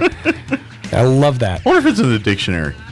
Pew pew? Pew pew. I would bet. Pew. Yeah, pew. And not referring to the bench because it is at a church. Because it is a bench, I would bet that it's in the dictionary and it has a sub-definition of, when doubled, the sound a laser gun makes in the Lego Batman universe. There you go. Or just in kids in general. Yeah. With any gun. Indeed. So, happy Monday. Pew pew in the day away. It's us. We're just pew pew in the day away. I think in my unofficial poll so far, I've had more people rooting for Eagles than Chiefs right now. Yeah. Yeah. It's so arbitrary because we're from Roswell, New Mexico, and we're basically asking you, Kansas City or Philadelphia? Well, and I'm guessing the Chiefs have been winning this enough where there is a sect of people that are just tired of seeing Kansas City. Yeah, that's part of it. So I think there's a group of them. But, I mean, the Eagles have been to the dance relatively recently, too. They have. Yeah. They have. And not much prior to that. Right. Neither one of these teams are like shockers. I would have been much more excited if say we had like a Bengals-Niners. Oh, I would. I would have loved to see that. That would have been great. Yeah. That would have been interesting. I think Joe Burrow's pretty good. Battle of the underdogs, to say the least. Yeah, I'm a fan of Joe Burrow. I got to give it to Cincy for making it this far. I mean, that's impressive considering they're usually the team everybody forgets about. I watched a hunk of that San Fran Philly game. Mm-hmm. San Fran's D was a little dirty, man. They were getting penalized a lot and complaining, and I don't know. People were saying it was a rest fault. I don't know. It looked a little dirty to me. I was like, man, I get it. They're aggressive, but it was almost to the point. Play more like Raiders than Niners. Now, granted, it was against the Eagles, so I was like, I don't have a problem with it. So that's fine. It's fine. Let it happen. Yes, let it ride. Let it ride. They do it to you in a second. Yeah, it's only dirty when it's against your team. But I was like, wow, 49ers a little chippy. Their defense, they're not used to. Yeah. Of course, they were all salty because their fifth quarterback got hurt, and they're down to some guy that was like, I think, bagging groceries at the A&P a couple weeks before. I don't know who that guy was, but because the dude the rookie because their starter was hurt before playoffs, Garoppolo, and then this kid that's been in there, he was the rookie, and then he got hurt yesterday, hurt his elbow, and so they brought in another kid that I have no idea where that guy came from. Looked like Ichabod Crane out there, but yeah. So anyway, I felt bad. So I think 49ers fans were salty because they felt like this is their year, and their quarterback injury woes, they feel like have shortchanged them, so they're salty. Yeah, makes sense. That's kind of the consensus I'm getting from 49ers. I mean, yeah, the quarterback woes are what they are, but they got him as far as they got him. So I mean, it's nothing to shake. They have a really good defense. That defense is arguably the best in the league. I think. Yeah. Although it wasn't yesterday. I mean, it didn't work out too well in their favor. Yeah. But then again, if you're always on defense, then I don't care how great your defense. If they're on the field the whole game, they're going to lose. It's like my mom used to say, "On D is the best place to be." Mom's wisdom. Gotta love mom's wisdom. I mean, it's always the best. Sorry, Roy, go ahead. Hit him on 5. Well, I'd like to say that the Cincinnati game, because you were talking about dirty games. The Cincinnati one felt dirty to me. Yeah, I didn't catch much of that one, but I heard the refs. Like that one seemed a bit like BSE. All I know is I got on Twitter afterwards. BSE? I like that. Yeah. from the makers. But the consensus was, I was looking on the Twitterverse afterwards, that of course they were coming out, that was the worst officiated game. I was like, oh, it's Sunday, those tweets are coming out. So that comes out every Sunday. Every team that lost, they've got their fan base. That was the worst officiating I've ever seen in my life. Well, for real this time. And I'm like, okay. I don't know if you caught the one play where the guy just reached his arm out with a football just to barely touch the first down line. Not even touch the ground. Okay. But just the air of the first down line. And he got the first down. Yeah, that's forward momentum. I don't know. That's exactly how it should be. Yeah, but that's where the ball was. That is the plane that the ball hit. It needs to touch the ground, and someone needs to make a petition, and there needs to be a rule that it has to touch the ground in order for it to be a touchdown or a first down. It has to. Okay, so as I understand it, I've gotten into many arguments with people about this. All it has to do is break the plane in order to count. Yeah, that's all it's got to do. It has nothing to do. It's you just gotta for a touchdown. And that's why. If you've ever studied algebra, you know the plane is infinite. But yes, that is legit. It just doesn't feel right to me. It does, but that is legit. It doesn't feel earned. You got to get the football across the line. It's not the body; it's the ball. It's the ball. And now I understand where you're coming from, that it should touch the ground past that plane, but that's just not how it works. It's just got to break that invisible barrier. Are we talking about for a touchdown situation? At least for a touchdown. It's just got to break the plane. It's just got to break. Yeah, but it also applies to the touchdown. Mm-hmm. And it's in the name, touchdown. Well, we'll eventually touch down. Yeah. It's just, you just got to break that. I just hate that. All you have to do is cross. You can jump over the end zone. I would probably and still make a touchdown. I would probably be much more agreeable with you if it happened to my team. I would be much more agreable to you if it was the Packers got robbed, man. Yeah, then I would be much more. That's the thing. I'm not even a Bengals fan, but it happened to the Bengals. The ball. It's the rules are the same for everybody. It is. I mean, you may not like it, but it's the same for everybody. So what are you gonna do? So, but I would have liked to have seen the Bengals go. That would have been nice. I didn't watch much of the Chiefs game at all. I saw some of the Philly game. I didn't watch. By the time the Chiefs game, I was kind of footballed out at that point. I was ready to move on to something else. Yeah. So my team's not in it. I don't care. Yeah, it's one of those things where I'm excited to see the commercials. I don't really care about the halftime show this year. It's Rihanna, right? Yeah, I think so. It's Rihanna and others. DJ Jazzy Jeff. Yeah, I'd be down for that. But and the game is whatever. So it's gonna be one of those that I'm excited for the party. Looking forward to that.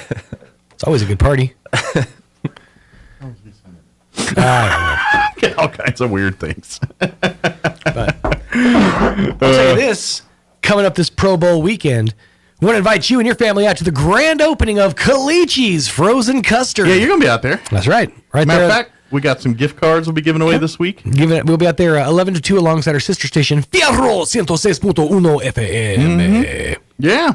Is that the actual ribbon cutting day? I think they're unofficially open now, but soft open because it's custard. Yes. But custardy soft. But the official grand openings this weekend, this Saturday, they'll have the red coats out, I believe. It's 11 to 10. It's 50% off the entire menu the whole day, and also 50% basic hot dogs all day, which are the mustard, ketchup, relish hot dogs. They have specialty hot dogs that are amazing. Oh, okay. They all look fantastic. But for your basic hot dogs, 50-cent hot dogs all day and 50% off the whole menu. Nice. Yep. They'll have a bounce house out there. Mr. Scoopy will be out there taking pictures, and we'll be out there with giveaways and all sorts of other good stuff. I know they had the food truck out there last week. Serving ice cream. Yeah, which is exciting because I didn't know that they have a food truck. That's cool. There are more than one Calici's location in New Mexico, and so I think the food truck was in Alamogordo, wherever their other location was. I'm not 100% certain where those are, but like Cruces or something. I don't know. So now that we're in the family, we get to take part in the food truck. Yeah. So welcome back, Calici's, and come on out, get your frozen custard on. Yeah, buddy. I am a fan for frozen custard, like more than ice cream, I would say. Yeah, just based on consistency, it's top notch. It's right up there with gelato. Gelato's probably my 1 seed, but frozen custard is like right there below it. I love it all. You've had gelato like from where gelato is from, though, so that's the difference. It's a game changer. Yeah, I'm sure it is. I've had great gelato here. None of it compares to gelato I've had in Italy. Oh, sure. And I can't explain it. It's just... It's like New York pizza. It's like there's something in the water or something. Yeah, exactly. Something in the air. Something. It was just heavenly. And weirdly enough, this was in the 90s. The town of Aviano was where I was. Oh, wow. I was at, which is actually near Aviano Air Force Base. They're in northern Italy. And it's a little town, very used to Americans, because there's a lot of Americans that are permanently stationed at Aviano Air Base. Sure. But there's a lot more because of, war and stuff at that time. Sure. And that town was a neat little town. 3 things that it seemed like it was full of. And they were on every corner. I'm sorry. Restaurants, ice cream shops, and adult bookstores.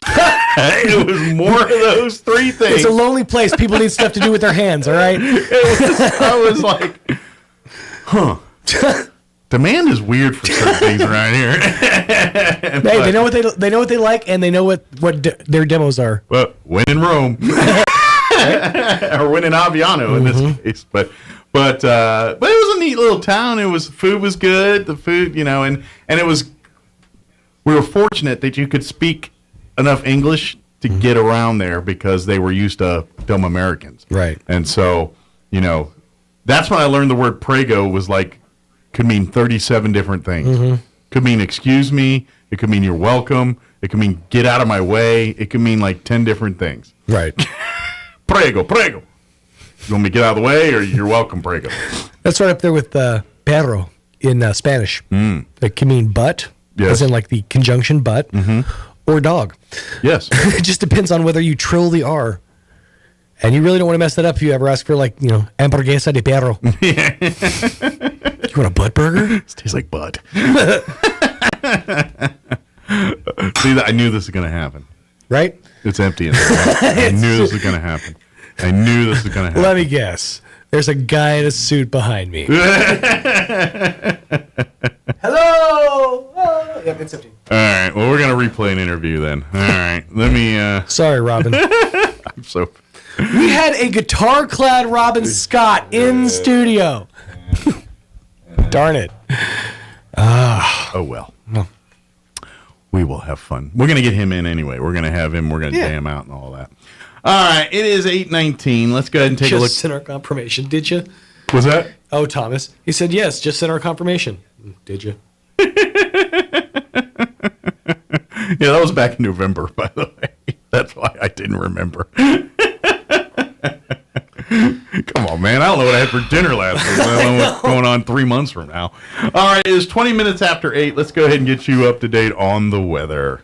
I'm meteorologist Steve Hamilton with your Pecos Valley weather. We'll get some sun with a few clouds today. We have colder temperatures in store with high pressure moving in from the Central Plains. Mid-40s for the afternoon high today in Roswell.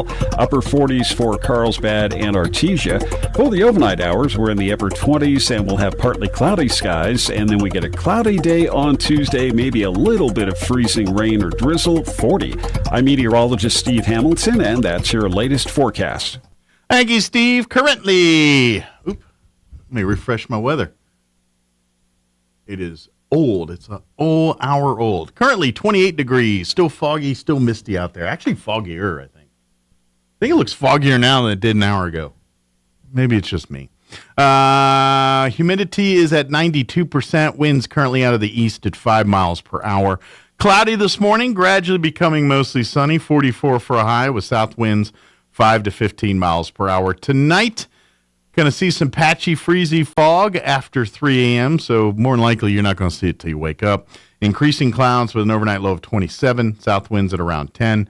Tuesday, patchy, freezing fog, mainly till about noon. High of only 35 tomorrow. Yeah, we're not getting out of the 30s. East winds 5 to 10. Tomorrow night, we're looking at a slight chance of freezing drizzle after midnight, mostly cloudy, overnight low of 27. south winds 5 to 10. Wednesday, we're looking at a 40% chance of snow showers before noon, then changing over to rain after that, mostly cloudy. 45 the expected high on Wednesday with south winds 5 to 10 miles per hour. Tomorrow night, we're looking at a 40% chance of rain showers before midnight, then changing over to snow after midnight. Mostly cloudy, 31 for an overnight low. 20% chance at some showers Thursday, mostly sunny and 56. And then warming up even more, actually probably getting pretty nice for the weekend. Friday, sunny and 62, mostly sunny and 67 on Saturday, sunny and 66 on Sunday. So welcome to Southeast New Mexico. Running the gamut here from rain to snow to short sleeve T-shirts, all in the span of like 5 days. So there we go. All right, 8:22. We're going to take a quick commercial break, and then we'll come back on the other side. We're going to replay an interview. I'm going to go through the archives here and bring one up, but I'll come on and introduce it on the other side. Don't go away. You're listening to Mornings with Mike Winters. This is John. Hey, my name is John Jackson. He's not some actor. He's a steward of the land with a John Deere 3 Series tractor. John runs with us. Nothing runs like a Deere. Get a 3 Series tractor with 0% APR for 72 months at your John Deere dealer today. For additional cost information, please call toll-free 855-633-2316. Stop by Pecos Valley Equipment in Artesia or Roswell, or visit us online at pecosvalleyequipment.com.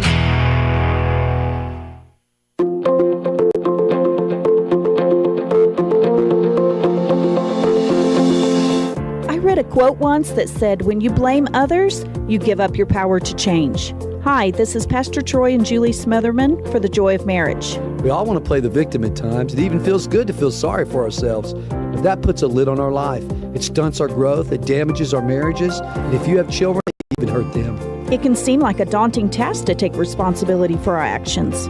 But the Bible says in Philippians 4:13, we can do everything through Christ who gives us strength. If you've never experienced the love of God, then you don't know your true potential and don't realize how good God is. When you're feeling like a victim, turn to God. He'll give you the strength to move beyond yourself and help you have a victorious marriage. If you have any questions or would like further information about the Joy of Marriage Ministry, please go to jomconference.com. This is the owner of Trustmark Roofing, and nothing makes us happier than telling our customers no. As in, no pricing games. We give you a guaranteed price, and then we stand by it. No surprises, no gotchas. No obscurity. We don't just tell you what's wrong with your roof. We record our inspections and show you. No lemons. We install premium roofing materials from top brands like Owens Corning. No shortcuts. We're in the 2% of roofers with the Owens Corning Preferred Contractor Certificate for our local area. This means we offer precision installation and the longest warranties. Want a beautiful new roof that's built to last? Choose Trustmark Roofing, the roofer that loves to tell our customers no. For an estimate, call us at 575-755-ROOF or find us online at trustmarkroofpros.com. Trustmark Roofing, we put people first. Listen, you want a pizza? You can get one of those anywhere. But if you want authentic, traditional, brick oven-style pizza, forget about it. There's only one place in town, our Pizza Center in Roswell. I'm talking about authentic pies using authentic ingredients. Plus, pasta, salads, wings, subs, burgers, and a whole menu chock full of your favorites. You can dine in or have it delivered up to 5 miles. Open Monday through Saturday, 11 a.m. to 10 p.m. at 505 North Main in Roswell. Or check out RoswellPizzaCenter.com. And hey, mention you heard it on the radio and buy one pizza, get one free. Our Pizza Center, a taste of the old world, right here. The average American spends 2.5 days a year looking for lost items. We aren't sure how long Europeans and Asians look for lost stuff. We lost the list. Here's Mike Winters. And good morning. It is 26 minutes after 8 o'clock. And guest not here, so we're going to replay an interview. I went through the archives. Friday, we had Amy McVeigh-Tejas join us and talking about scholarships going active this week and just talking about some things they've got going on. So I figured while John's coming next hour to promote Sunday Fun Day, I figured we'll play this interview promoting the the scholarships and all that stuff. So here for your listening pleasure, John, is Amy McVeigh-Tejas with the Historical Society talking about scholarships. Enjoy. And good morning. It is 25 minutes after 9 o'clock, and joining us in studio once again, Amy McVeigh-Tejas from the Historical Society for Southeast New Mexico. Good morning. Good morning. How are you today? It's been a while since we saw you on the radio. I was thinking here. about that. People say all the time, you're always on the radio, and I'm thinking, it's been quite a while have since you even I've been on since 23? Like, have you been on in January? I don't remember. I don't think so. I can't believe that we're almost in February. I know. So I've kind of lost You're that behind. I'm way behind. And people are saying I'm on every day, and I haven't even been in January, ladies and gentlemen. I'm either slacking or working so much that I can't. I think it's the latter and not the former, but that's just my opinion. But we are the Hysterical Society on Friday, so we want to bring a smile to everybody and say good, happy Friday morning on behalf of the Historical Society. And to be honest, we've got a lot of great stuff going on. We really do. We'll get more into it in a minute here, but scholarship season's about underway for us. Scholarship season, it's the warm the heart. You know, Mike, when I was driving over here, I wanted people to know, and I came in with my heart hanging from my on my chain today. You know, last year we were really intentional to be a beacon of light. That really it just mimicked what we are, and we will continue to be a beacon of light, even though the lights are coming down from the trees. We want to be a beacon of light. But this year, in my heart of hearts, it's about we're all heart. So when we lost part of our heart when Mary Lou Glass passed on, I just want to remind people that we are very intentional through our board to work hard, but we're all heart. What that means is we really want to bring sunshine, bring love, pull it in, bring it together, try to impact lives. And I have loaded up our desks with things that we're being very intentional. We want to rise above all circumstances, work together for the good, and just bring love. We want, when people drive by the museum, we say, oh. You know, sometimes when you just hear those things. Sure. And another is, I just got back from Santa Fe, had the privilege of partnering with the Roswell Chamber of Commerce. Of course, you're an alum of Leadership Roswell. I am an alum of Leadership Roswell, and I am on the board of Leadership. We are both are. Yeah. But I love going to Santa Fe, and I love experiencing that. And by the way, high five to so many presenters and Kay Donahue Whitefoot for putting that together. And shout out to the Claire Chases of the world that showed up to support Roswell, and Beverly Idzinga and Jeff Whitty and all those to make that, and all of our representatives. Yeah.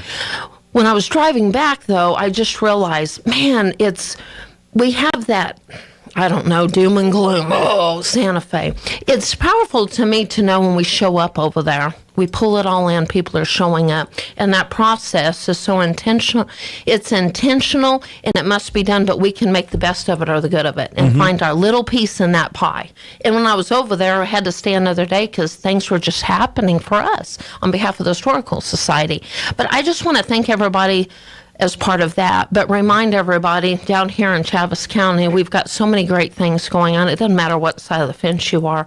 Make sure that you do something to support that passion. Absolutely. And when I was in the room and decided, if I make a couple of calls, let's see what we can do on behalf of the Historical Society, not for us, but for Roswell. So shout out to the Roswell Chamber. It was a wonderful chamber reception, and the chamber is so good to the Historical Society to help us. But I want to remind people to get involved. Any company, we're representing Roswell, and Andrea and Trace and so many people up there. Make sure if you're a nonprofit or whatever, give swag, give items. We are the table to be at. Yeah. And it's a partnership, and don't make it anything other than that. Sometimes I think we get in our little town, and it seems like we're bickering amongst ourselves. Let's pull back, see the big picture, and work together. If there's that one darn thing we can all agree on, let's do it and work together, because we are amazing. Sometimes you can't see the forest from the trees, right? That's the thing. Pull back, clean the glass, I don't know, trim a tree, do what you need to do. Yeah. See that sunshine, see the heart on behalf of the Historical Society. We're going to be all heart this year on behalf of Mary Lou Glass. We're going to bring that light too, but this is the favorite time of the year. I was talking to Travis Ackerman, he's a board member member. He has been on this committee since the day he got on our board and became a member, because he's in the education industry. It's his passion. It's his passion. Yeah. It is his passion, day, night, or whatever. But not only that, we have an amazing committee that takes things very seriously. I don't envy him at all on this one. Our entire committee, It's a tough background committee in to be on. education, but we're very diversified, and we take it very seriously. There's going to be longer spreadsheets, and it's going to be more in depth, just to make sure we get it right. But I want to encourage people, if you're listening, and say, what is that? The Historical Society for Southeast New Mexico has scholarships. What started many years ago as whether it was Pioneer Bank or Mr. Bean has now become part of the Linda Hayes Trust funds that were allocated. They're earmarked, can't touch them. The only thing we're going to do with them is bless kids and scholarships. But then other individuals have added on in the meantime. It is not too late to make a donation so that our life would be a little bit easier and we could give another scholarship. Yeah. So this year, if you're following us, I've gotten a lot of calls. We're doing things a little bit earlier this year, and we want everybody to know that we are giving scholarships to high school seniors, and we have one scholarship offered to college students. These Google documents will go live through our website on February 1st, so don't start looking on the website now. It is not active. Not till next week. And I've told many students, put your little, we do so much on our phone. You put that, your alarm on for February 1st and know that you can go to the website at roswellnmhistory.org to apply. These scholarships, all, as of right now, are courtesy of the Linda Hayes Trust. We will be offering one Humanities and Art Scholarship for $1,200. Two STEM scholarships, each for $1,250. Two character scholarships for $1,250, and continuing education scholarship.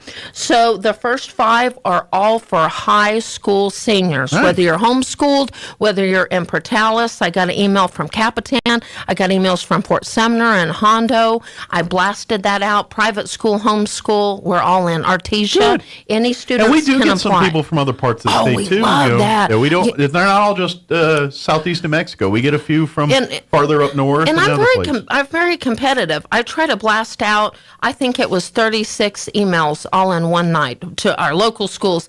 And I'm going to tell you, ladies and gentlemen, Roswell needs to step it up, because every time Fort Sumner responds like within 10 minutes. Yeah. It doesn't matter whether I email at 10 o'clock at night or whatever, but it's just, they're very passionate. They've got that tight little school. But we need to pull it in together, get the word out. If you know high school seniors, whether your daughters in assistings or honor society or whatever, we have given the information to our local high schools. So contact, if you say, my child needs more information, you can call the museum at 622-8333. You can contact counselors at all local schools. You can go to our website, because the flyer's there, and it will let you know more information. But most importantly, kids cannot apply until February 1st. We will shut off on March 31st, so you get a no matter 2-month what. window. You get a 2-month and window. there is no exceptions. Kids cannot fill out a piece of paper and bring it in. No. These are all Google Docs. We will spread out those spreadsheets. All individuals will be considered. And by the way, a student can apply for more than one. Now, of course, a college, if you're in college at this time, you can only apply for the continuing education. One. But any high school senior, let's say they apply for the character and they're going to be in one of these categories of STEM or humanities, a student can apply for more than one. And it's just our favorite time of the year. Well, character kind of encompasses what STEM and humanities miss. So, like, if you're technically your path doesn't fall under humanities or STEM, which those are two pretty broad. Odds are we can make an argument that your thing does. But if it doesn't, for whatever reason, character covers everything. And, you know, if you're a human being, you have character. Whether it's good character or bad character, you know, this is where we hope and determine. That's exactly right. And so really, when you apply for the character scholarship, it's you explaining to us what you think character is and how That's you right. exemplify it. And we have changed it up. So let me say this. We've changed it up a little bit. This committee is very dedicated to making sure that we do the best that we can. So we've dug in and just we keep evolving and improving. Yeah, because it's kind of it's challenging. And I think now more than ever we need character. Yeah. But now more than ever, if these kids can focus, and I did get this question, and I want to answer it in case somebody's listening. Why do you have humanities? Well, let's affirm that humanities was the first scholarship we ever had. Yeah.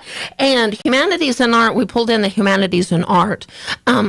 These the monies through Tori Hayes were given in loving memory of Linda Hayes, and she had a passion for art. Yeah. So we love that that's a reflection of the giver. Sure. And that we can celebrate and showcase that. I know once, Linda is looking down, thrilled that we've gotten this art connection. That was one of her real passions. And So, I humanities. hate to burst people's bubbles, but museums that study history are full of art. 100%. Even ones that aren't technically devoted to art are full of art. And they're part of the history. Yes. So equally, that's exactly So they right. go together like peanut butter and chocolate. Yes, and that category is too very diversified. We have artists, we have history students that want to come back and be a Goddard High School history teacher, but we also have tattoo artists and some unique fashion type of thing. Absolutely. So we love to celebrate the arts, and that is a broad category, and we embrace that. Well, and we love that. And all of art, and to be honest, all of art is steeped in family tradition, history, and the history of the art, and how it's that's where the connection. Yes. It gives me those goosebumpy moments. We hosted Leadership New Mexico coming through at the archive facility. We gave them their little packets, and we had a herd print in the back celebrating the art. And we were just talking. You can get goosebumps thinking about the rich legacy of art. Yeah. And whether you're Peter De La Fuente or Peter Hurd or all in between and the plethora. And I think it's important, too, when we give out packets and we encourage tourism. We're not just promoting the museum. We're promoting the Roswell Museum and Art Center and the Anderson Museum and all Bone Springs and all these in the miniatures, all these wonderful places. So we're all together. And anytime, especially when you talk like Peter Hurd and his style of artwork and things, anytime we want to show someone an image of what 1800s New Mexico looked like or anything like that, what are we showing? We're showing Peter Hurd prints and things that give a real clear picture of the landscape of the time, and so all of that's connected. This is all one thing in our eyes. And talking about art, we do house Hurd prints. We do have them for sale. But one thing over the years, I've partnered with an amazing woman by the name of Bobby Nine. I've known her most of my life. She's an art teacher in Colorado Springs, Colorado. She reached out to me trying to make that New Mexico connection, and we partnered with them and did some presentations on Peter Hurd, and then they did their own, research on that. We are all into partnering education. Let me give you an example. If you're partnering with homeschoolers or even want to do an art project, or maybe you want to celebrate the Hurd legacy and partner in your child's class or something, call us. We are all in. And again, exactly what you said, that is part of history. And I'm not as knowledgeable about art as many, but we can partner together and celebrate that. And have some fun projects. Because the sky's the limit. And even with your kids taking a trip and doing fun things and then having a Hurd print and talking about these things. And that's how we learn and grow. That's how we learn, how we grow. We become better humans and ultimately better society, better as a society. And so when I do get a guy like Peter Hurd on, I love talking the history, but I also love talking in the weeds as much. I love the peeling back the curtain and say, what this egg wash, and to me, all of that's important. And talking about history and education, before I forget, this grade school tours April 24th through that first week in May. It's 2 weeks. So if you want to be involved, if you would like to help make a donation to help cover those expenses, we do provide bus expenses to help all those students. Not to mention materials for the curriculum. And yes, and we've got to have apples for Fred. Fred, if you're listening, Mr. Appleman, and Josiah. Fred better watch out. He might have to step aside. The Appleman title might be going to Josiah sometime soon. Well, I think Josiah's got a few years. He's kind of a small young man. And but you know what? He I don't wants think he to could- step it up. He's excited, and I'm like, you go. I don't think he's got quite the capacity yet. Give him That's a few so years, funny. and he's going to That's so surpass. funny. But I That's don't so think he's there funny. yet. Well, He's in the wings. hey, he's a work on progress. So Fred Yeah. better stay. And you know what? Also, Fred's got a great assistant. We'll Yeah. put it that way. Yeah, I think So, Fred's got the height advantage right we now. love retired school teachers. We love support. Even if you just want to make a donation for supplies to make sure that's all covered. One thing we are doing, we provide backpacks courtesy of New Mexico Military Institute, ROTC, and we love to fill them up with educational information, pens, pencils, swags. We would love to have a sponsor help us purchase water bottles. Last year we got a sponsor, so if you have a business and would like to provide a sponsorship so that every fourth grader can get a water bottle in their backpack, bingo. Yeah. And by the way, that's going to all schools. We got private schools in there. So help support the Historical Society and sponsor fourth grade school tours.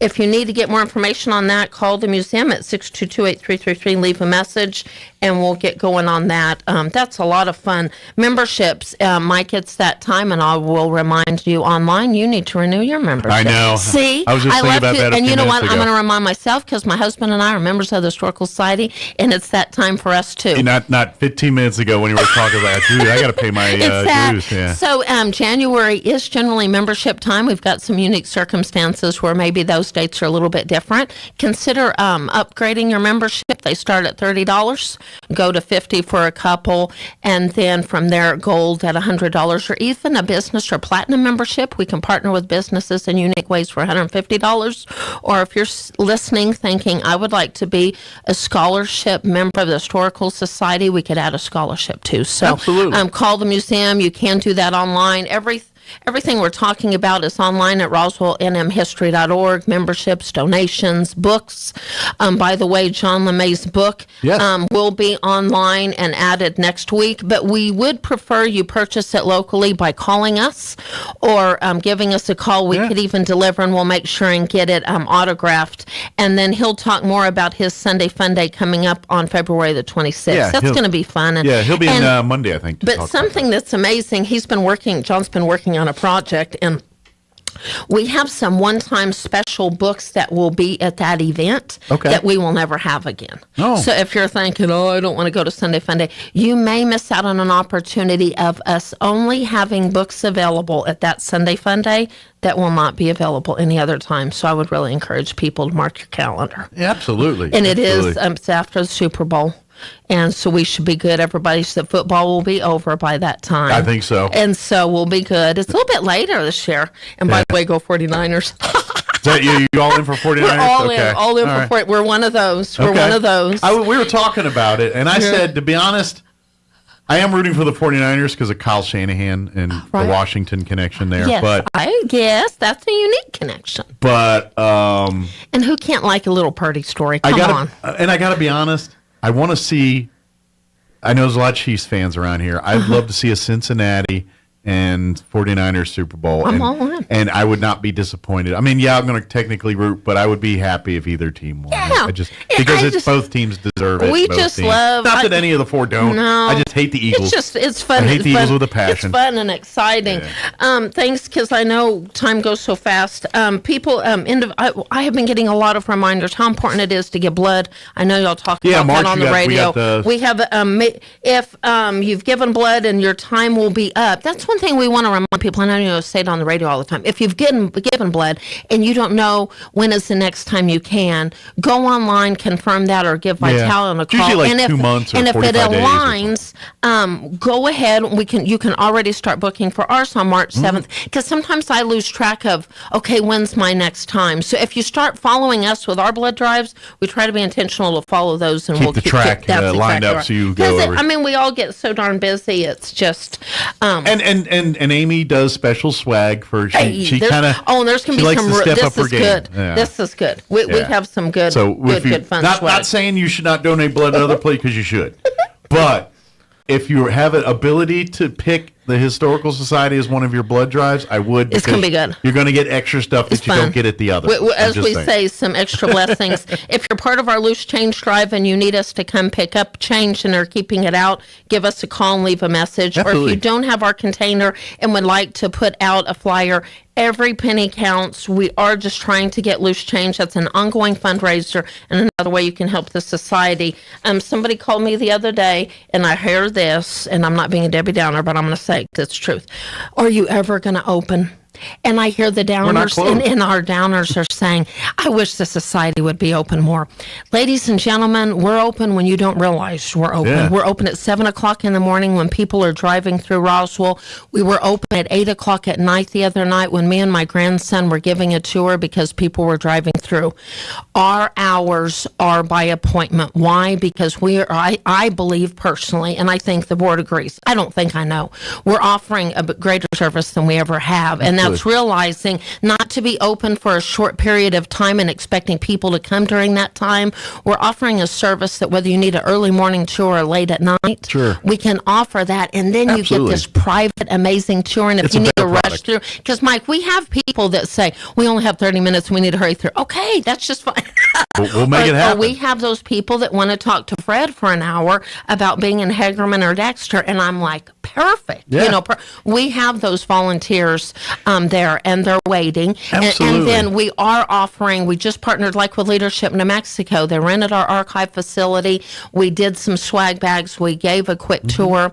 They only had about 15 minutes. Yeah. We did it. They walked through bottom floor and upstairs floor. And they were very happy. And they were happy, and they said, oh my gosh, now we need to come back. I caught Juanita like the Thursday after y'all, and they loved their trip to the Historical Society. So. And we've got a fan club going on now, all part of Leadership New Mexico. Yeah. So huge thank you to that. But we are open. We are open by appointment, offering, in my opinion, expanding our services broader than we ever have. And to be honest, when COVID hit, it took a hit on our docent volunteers, and we have not recouped from that. We still haven't, because the folks' attitudes are a little different, and you know, rightly so. They don't feel comfortable. Some just can't do it. Some are volunteering from home. I have Sweet Donna. I don't know if she's listening. Sweet Donna volunteers from home, and that is working for her. So we get things over and through COVID. So I can see it both sides, Mike. I can see it sunny side up. What COVID did for us is bring some individuals that have retired to here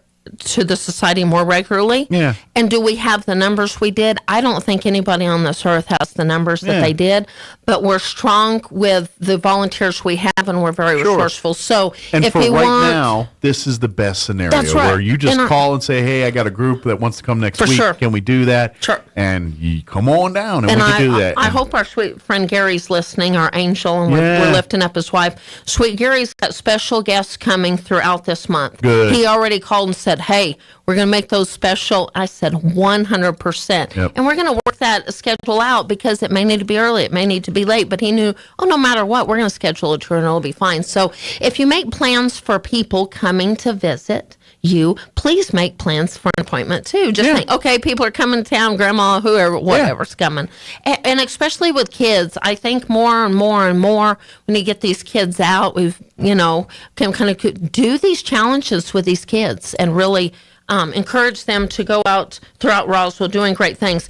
One more thing before I forget, Preserving Chihuahua Project. Yes. I know there's a cleanup coming up. I know we're going to partner with some individuals to do some recordings and videos and things like that with some historical figures.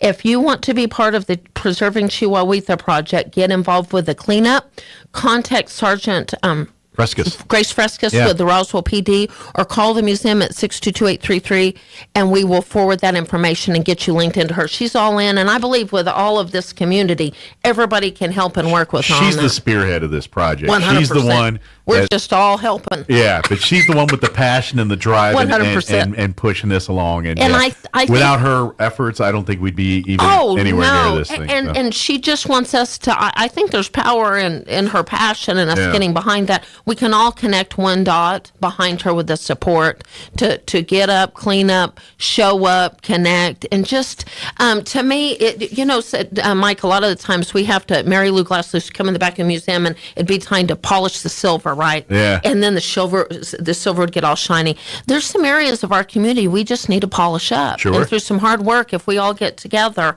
it's amazing what can happen. I feel like the more we clean up and the more we do this stuff, it's turning into I think it's going to be a bigger treasure trove. I think we're going to unveil.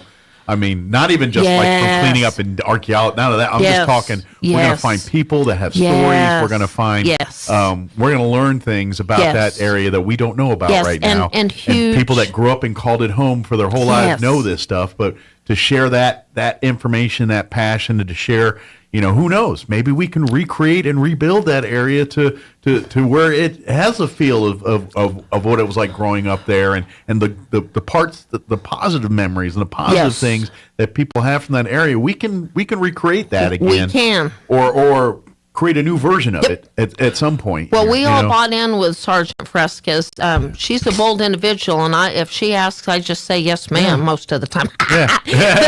We closed our eyes, and we have the vision through Christina Arnold partnering in the city of Roswell, and so many people. We've closed our eyes, and we've seen that vision with lights and signage and clean and partnership and events in the area and all these things. And what a concept, all while celebrating history and unifying people. I mean, is there any way that cannot be a winner? Come on now. I could see all kinds of future stuff. Oh, amazing. And huge shout out to the cleanup projects and the numerous organizations that keep doing that are partnering with us on this project, but pulling us all together. They were out there. They were helping, too. The Kathy Lays of the world and Juliana's are part of these cleanup projects. And whether you're Rita or whoever, all these different entities are just working in different areas and doing projects to clean up. And things like this, and I'm not going to get into a whole nother because it's another ball of, but we all know, people that are native to Roswell or have spent a long period of time in Roswell all know there was an unwritten under north versus south, end of town type ideology here. And I think projects like this blur that line. And thank you for segueing right into one of my huge passions. And what is that? Let's say it together. Character counts in Chehalis County. And we laugh about it, but people say, oh, no, character counts just projects you do in elementary school. Yeah. What you just said, Mike, does that not have character counts all over it? It's just saying, get over it, and everybody's equal. And yes, I graduated from Roswell High, and you darn right I support Goddard and all of these individuals. And whether my husband's high school counselor at Roswell High, he would drive right over Goddard to help anybody. Those kinds of mindsets, we need to get over ourselves in any neighborhood and know, reach your hand out, help them no matter where they are, because ultimately we're graduating and we won't see the color. It's funny, when I graduated in '89, so many of us were so friendly, and people think all the time, Ruben Bolaños graduated from Roswell High. Ladies and gentlemen, he graduated from Goddard. He helps all people, and that's just a perfect example. These guys just big in history in either school, He's a legend in either one. It's that Jim Waldrop, red, blue, New Mexico Military Institute. To me, and I was thinking about that, I wish all of our letter jackets were that way. Yeah. It's kind of that patchwork. I'm supporting all of it. At the end of the day, we may be local.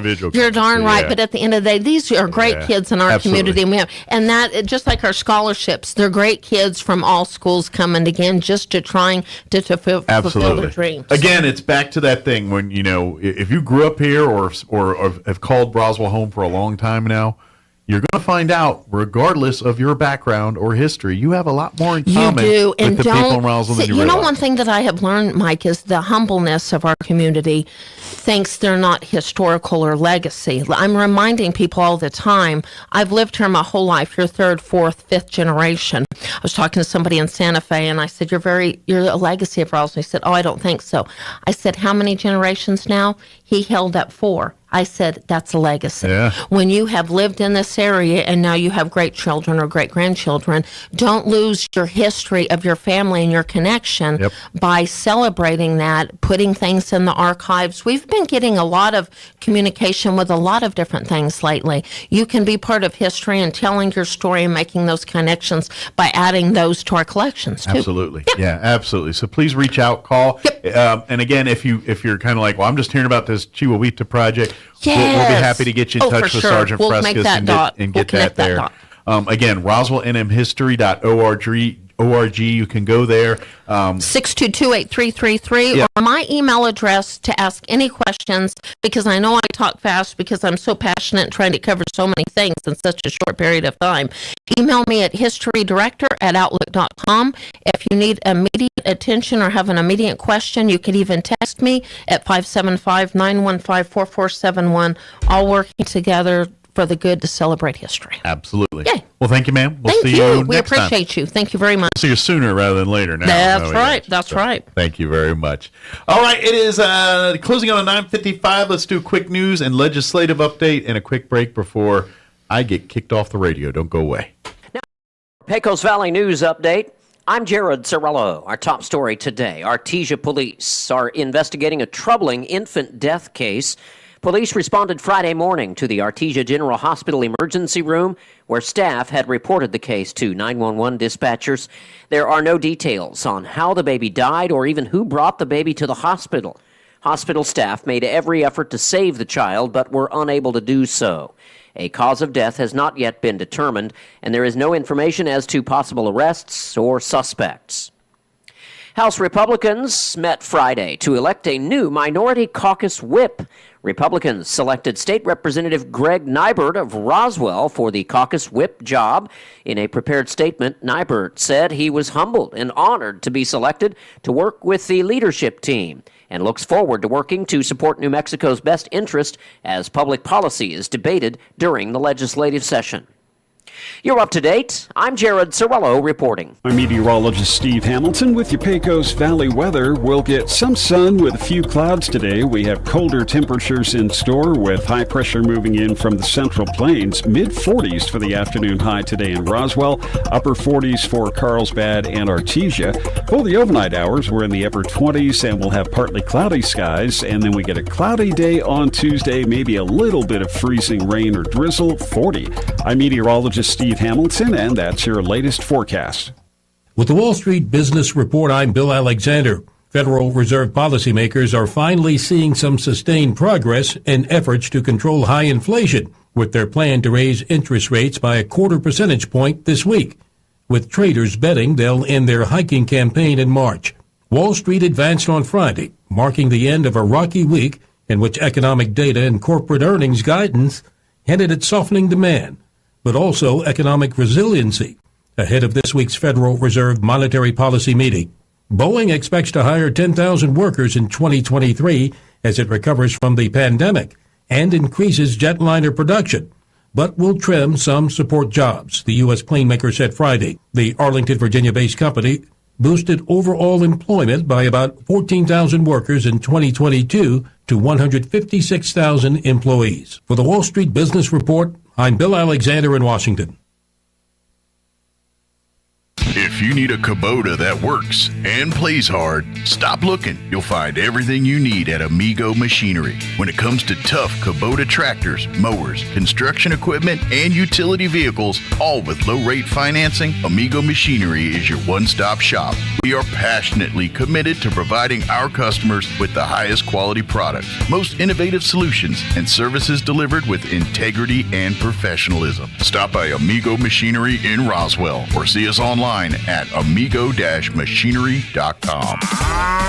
Lots of excitement and changes are happening at the Calico Cow in Roswell. Yes, the Cow is utterly stocked with lots of new and spring fabrics. And what a perfect time to give your sewing machine a spa day. The Calico Cow now has 2 certified sewing machine technicians, so call ahead or bring your machine by for a quick turnaround. And look for new and exciting things to come at the Calico Cow Fabric and Gift Shop in downtown Roswell. Want to know how? Come see the Cow. The average American spends 2.5 days a year looking for lost items. We aren't sure how long Europeans and Asians look for lost stuff. We lost the list. Here's Mike Winters. And we're closing in on 9 o'clock. Stay tuned. John LeMay going to join us next hour talking about his new book and Sunday Fun Day coming up here in a few weeks. But first, Town Hall News. You're listening to 106.5 Roswell's Talk FM, KEND, or Roswell, New Mexico. We'll be back. Don't go away. Breaking news this hour from townhall.com. I'm Greg Clugston in Washington. The death toll in today's Pakistani mosque suicide bombing now stands at 44, with some 150 others wounded. The explosion happened inside a packed mosque located in a police compound in Peshawar around 1:30 p.m. today. A police official told the BBC that part of the mosque's wall collapsed with the force of the blast. Lady Reading Hospital in Peshawar has declared an emergency. They told the BBC that they were still receiving those injured in the explosion. Unverified images on local media show half a wall caved in, the mosque covered in bricks and debris as people clamber over the rubble to escape. Other footage shows injured people being lifted onto the back of lorries. That report from the BBC's Caroline Davies. Bloodshed continues in the Middle East after deadly attacks last week. The Palestinian Health Ministry says Israeli forces killed a Palestinian man today in the occupied West Bank.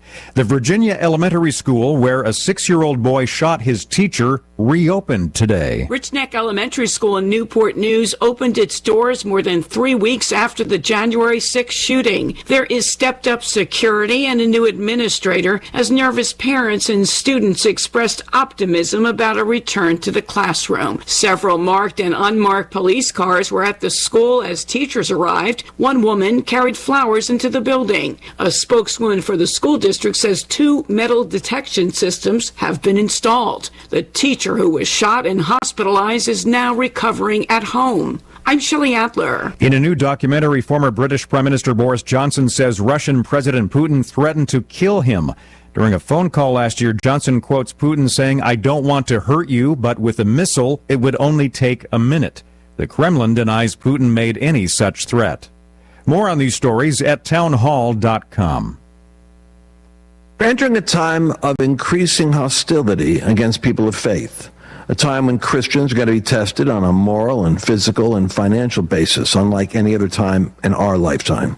I'm Lance Wallnau, Christian author, evangelical leader, here to remind you that you have to take action to protect and steward what God has given you. For example, record high inflation is going to continue to eat away at the dollar, and the savings of your retirement account is in danger. Fortunately, God does provide a way. To protect your retirement, I recommend diversifying your 401k or IRA out of paper and into physical gold. And the best way to do that is with a gold IRA from Birch Gold Group. Now, to see how it works, just text the word FAITH to 989898. That'll give you access to a free info kit on gold IRAs. There are no strings attached, so text FAITH, F-A-I-T-H, to 989898 right now, and I pray your family is blessed with peace of mind because you took action. Europe is cutting more energy ties with Russia. A ban on imports of diesel, fuel, and other products made from crude oil in Russian refineries takes effect February 5th. The goal is to stop feeding Russia's war chest with energy payments, but it's not so simple. Diesel prices have already jumped since the war started 11-plus months ago, and they could rise again. The ban's likely to be accompanied by a price cap, and the uncertainty of how that will work has markets on edge. Depending on how the cap's applied, flows of diesel could reshuffle after temporarily high prices, with Europe finding new suppliers in the U.S., Middle East, and Asia. Rhonda Rockstra reporting. President Biden will be talking about infrastructure investment the next couple of days. This afternoon in Baltimore, he visits an aging rail tunnel that will be replaced with help from the legislation he signed last year. Tomorrow, he goes to New York to tout a new tunnel planned for under the Hudson River. News and analysis at townhall.com. Former CIA Director and Defense Secretary Robert Gates told NBC's Meet the Press that government leaders have done a poor job of protecting classified documents during administration changes. I think it's about people being more responsible. I think there's an element of carelessness. In some cases, there may be intent to take the documents.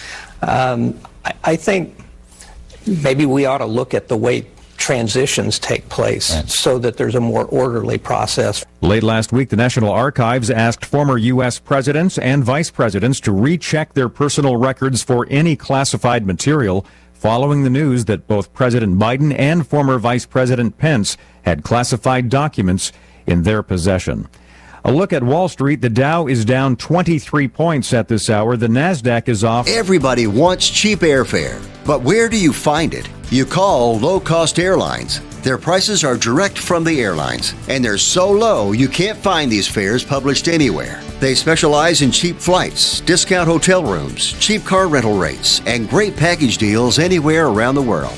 Wherever you want to go, they can help you get there cheaply and with a best price guarantee. If you want the lowest prices on your airline tickets or other travel services, call now. That's right, call. That's the only way to get these rates. Experts are standing by 24/7 to get you the cheapest airfare and hotel rates available. So don't wait. Call right now for the lowest travel prices anywhere and for great last-minute travel deals too. Call 866-755-5300. That's 866-755-5300. Again, that's 866-755-5300. Call us right now.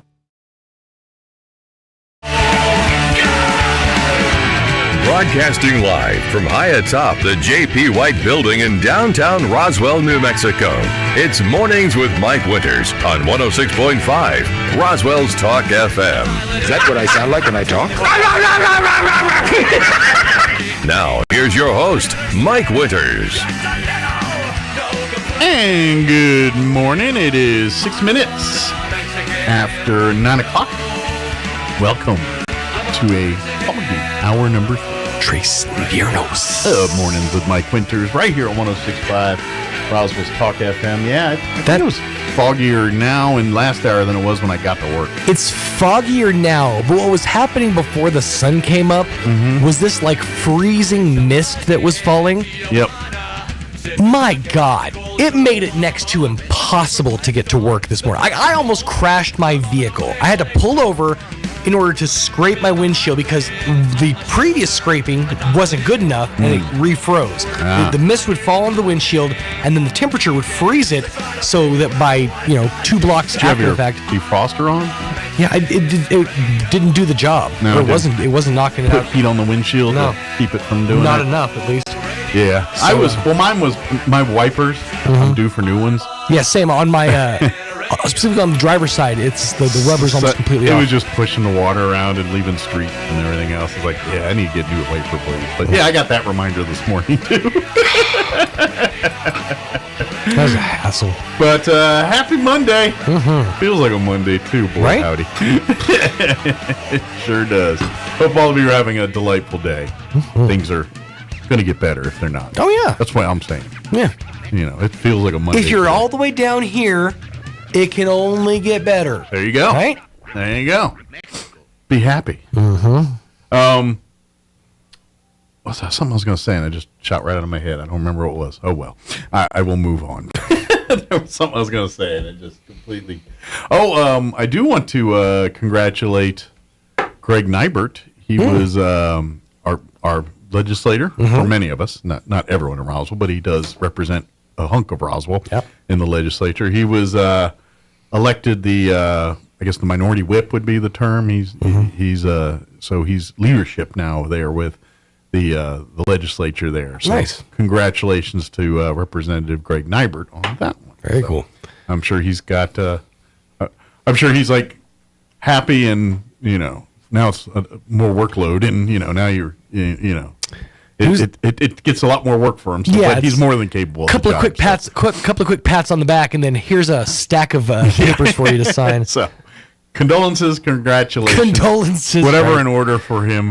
We give them to him. Congratulations to the new minority whip. My question is, who's the minority nene? That's always Will Smith's daughter. That's Silento. Whatever her name is, I can't remember. Willow. Willow, that's it. So, fun fact about Willow, she's a metal singer. Good for her. Did you know that? She followed her mom's footsteps and has done a few songs with her mom's metal band. Oh, okay. Good for her. Her mom has a metal band. I'm not sure I think they're called Alopecia. I'm not real 100% sure. Sorry. Will Smith's not around. It's fine. If hands start swinging, I'm ducking. I have nothing to do with this, but my wife had alopecia, so I know all about the alopecia. Oh, she was going to come slap me? No, she wasn't offended by it. So no, she's in remission. It's hers was rough, man. It was. I don't know. She probably doesn't appreciate me telling her that on the radio. We could move on. But yeah, she hit it pretty well for a while there. But the thing was, when the hair would sort of come back there before it finally went to normal, it would come in like this white streak, like uber white, almost like she got hit by lightning kind of really? feeling to it, you know. And then she died, of course, to make it. But now it grows normal. But yeah, for a while there when it was, because she took for years, she had to take this dose of, she still takes it actually, just less of them.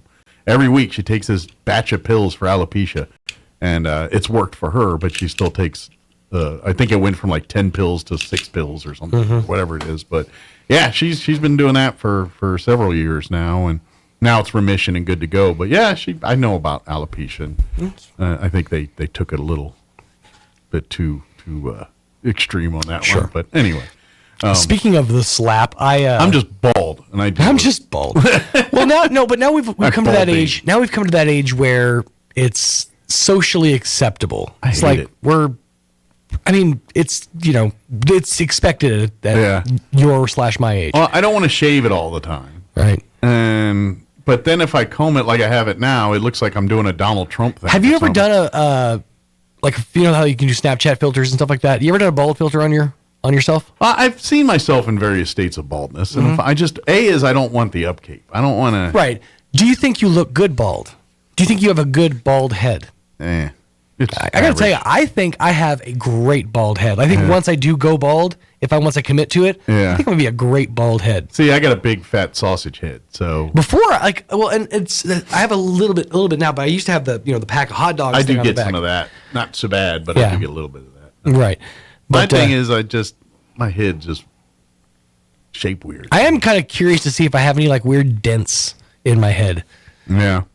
I don't think I do, unless I've acquired them over the years. But when I was a kid, I fell on my head a lot. Yeah, that explains a lot, doesn't it? Yeah. What I was going to say was I learned a whole lot this weekend about professional slap fighting.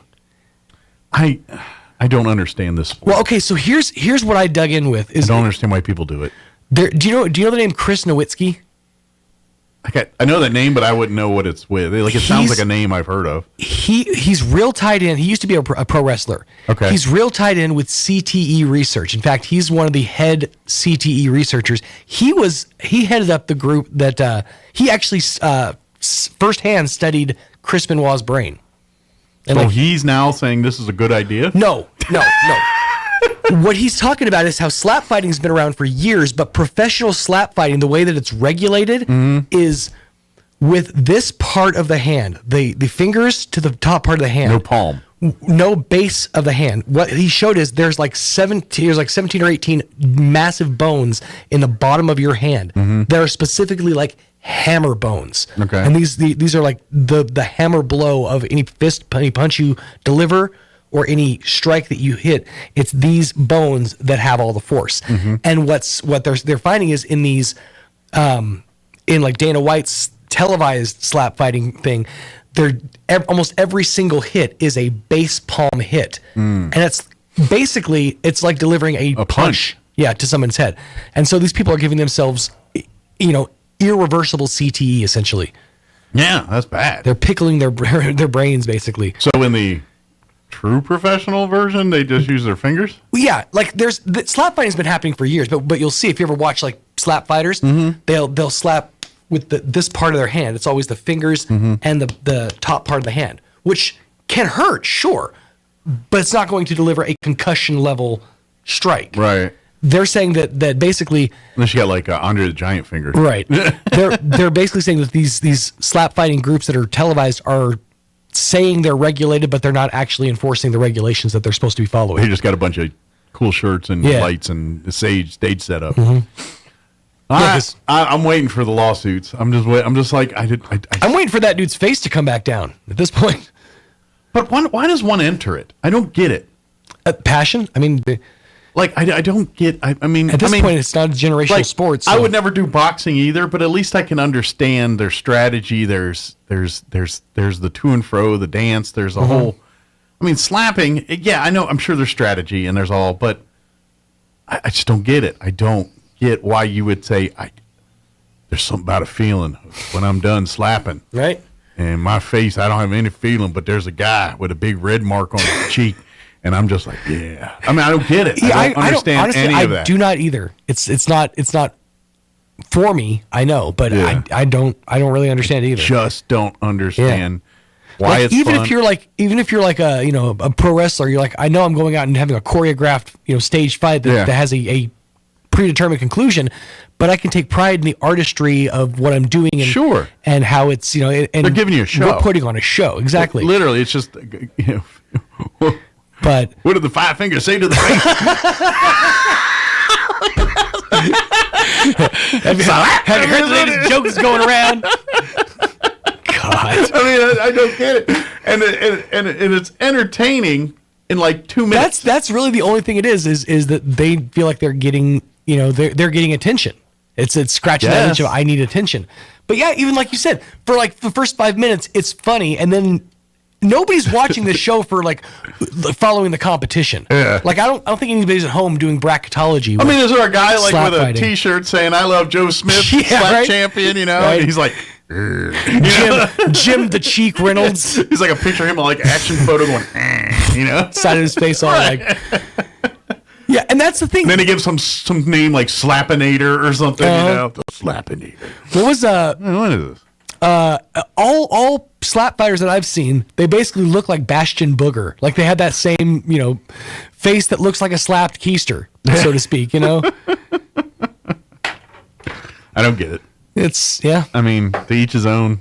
Do your thing. God bless you. I know I'm not the target demo, but I really don't understand either. Don't. I mean, do you hate school that much that you really, really want that going on? You really don't like your parents, do you really hate doing a homework assignment that much that you want to? I'd rather have some dude slap me silly every day, and I get to slap back, once. But, the point is, I get paid to do it. Right. I get paid to live my dream. I got attention. I have to chew on one side of my face, but I get paid to pursue my dreams. I sound like Droopy Dog, but I get paid to pursue my dreams. I'm a bee. Yeah, you're getting your skull caved in everywhere. That's just dumb. But kids, I constantly taste nickels, but I get paid. Kids, stay in school. Do your homework.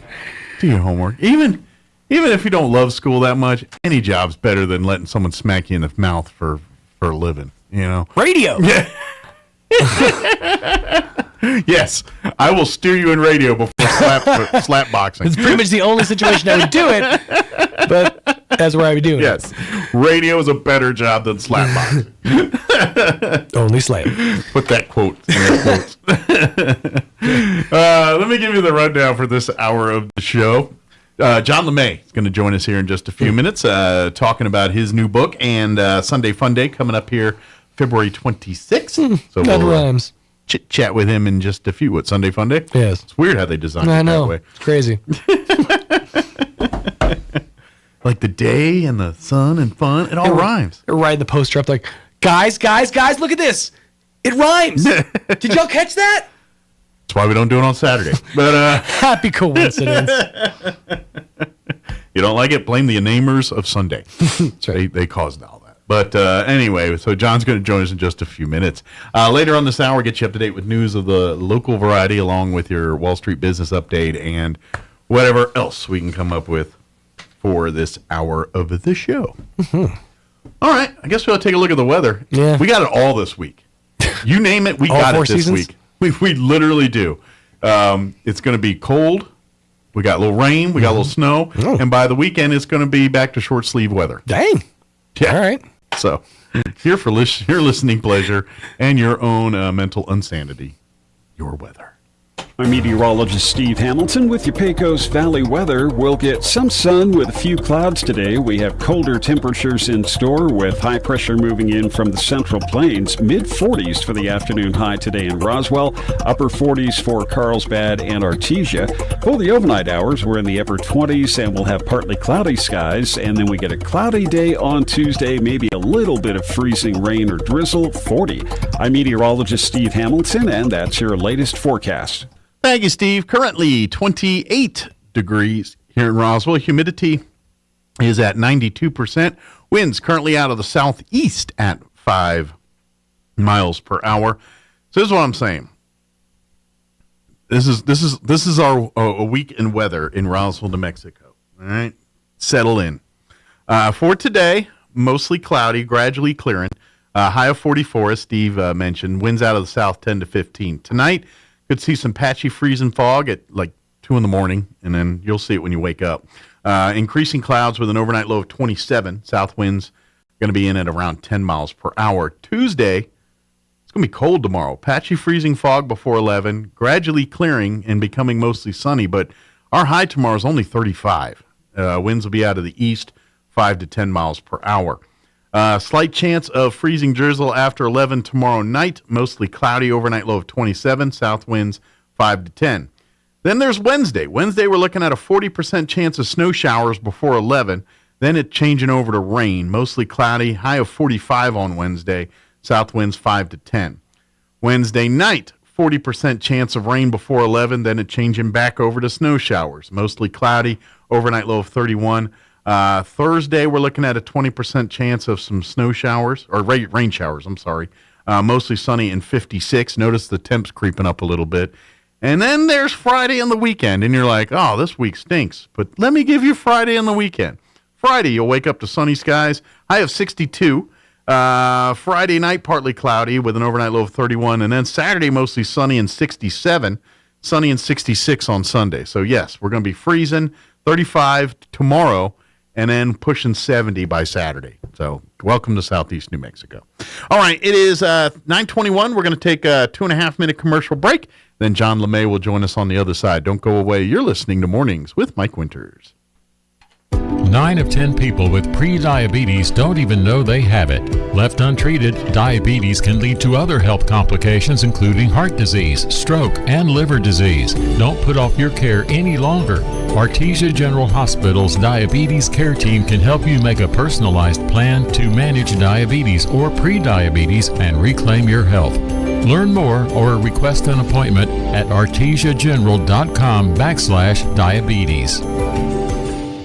Life can be full of risks. One thing you shouldn't take a risk with ever is your family's health insurance. If you're self-employed or you now need affordable health insurance, you need to make this free call right now and see how the Health Insurance Helpline can help you get it. We specialize in helping the self-employed and people just like you that need affordable health insurance to get it. We have short and long-term health insurance plans, and some even cover dental, vision, and prescription drugs. Don't take a risk with your family's health insurance. It's not worth it. If you're self-employed or now need affordable health insurance, call right now and learn for free how to get it. Listen, affordable health insurance plans for everyone just like you are a free phone call away. So give us a shout right now. 800-503-3735. 800-503-3735. 800-503-3735. That's 800-503-3735.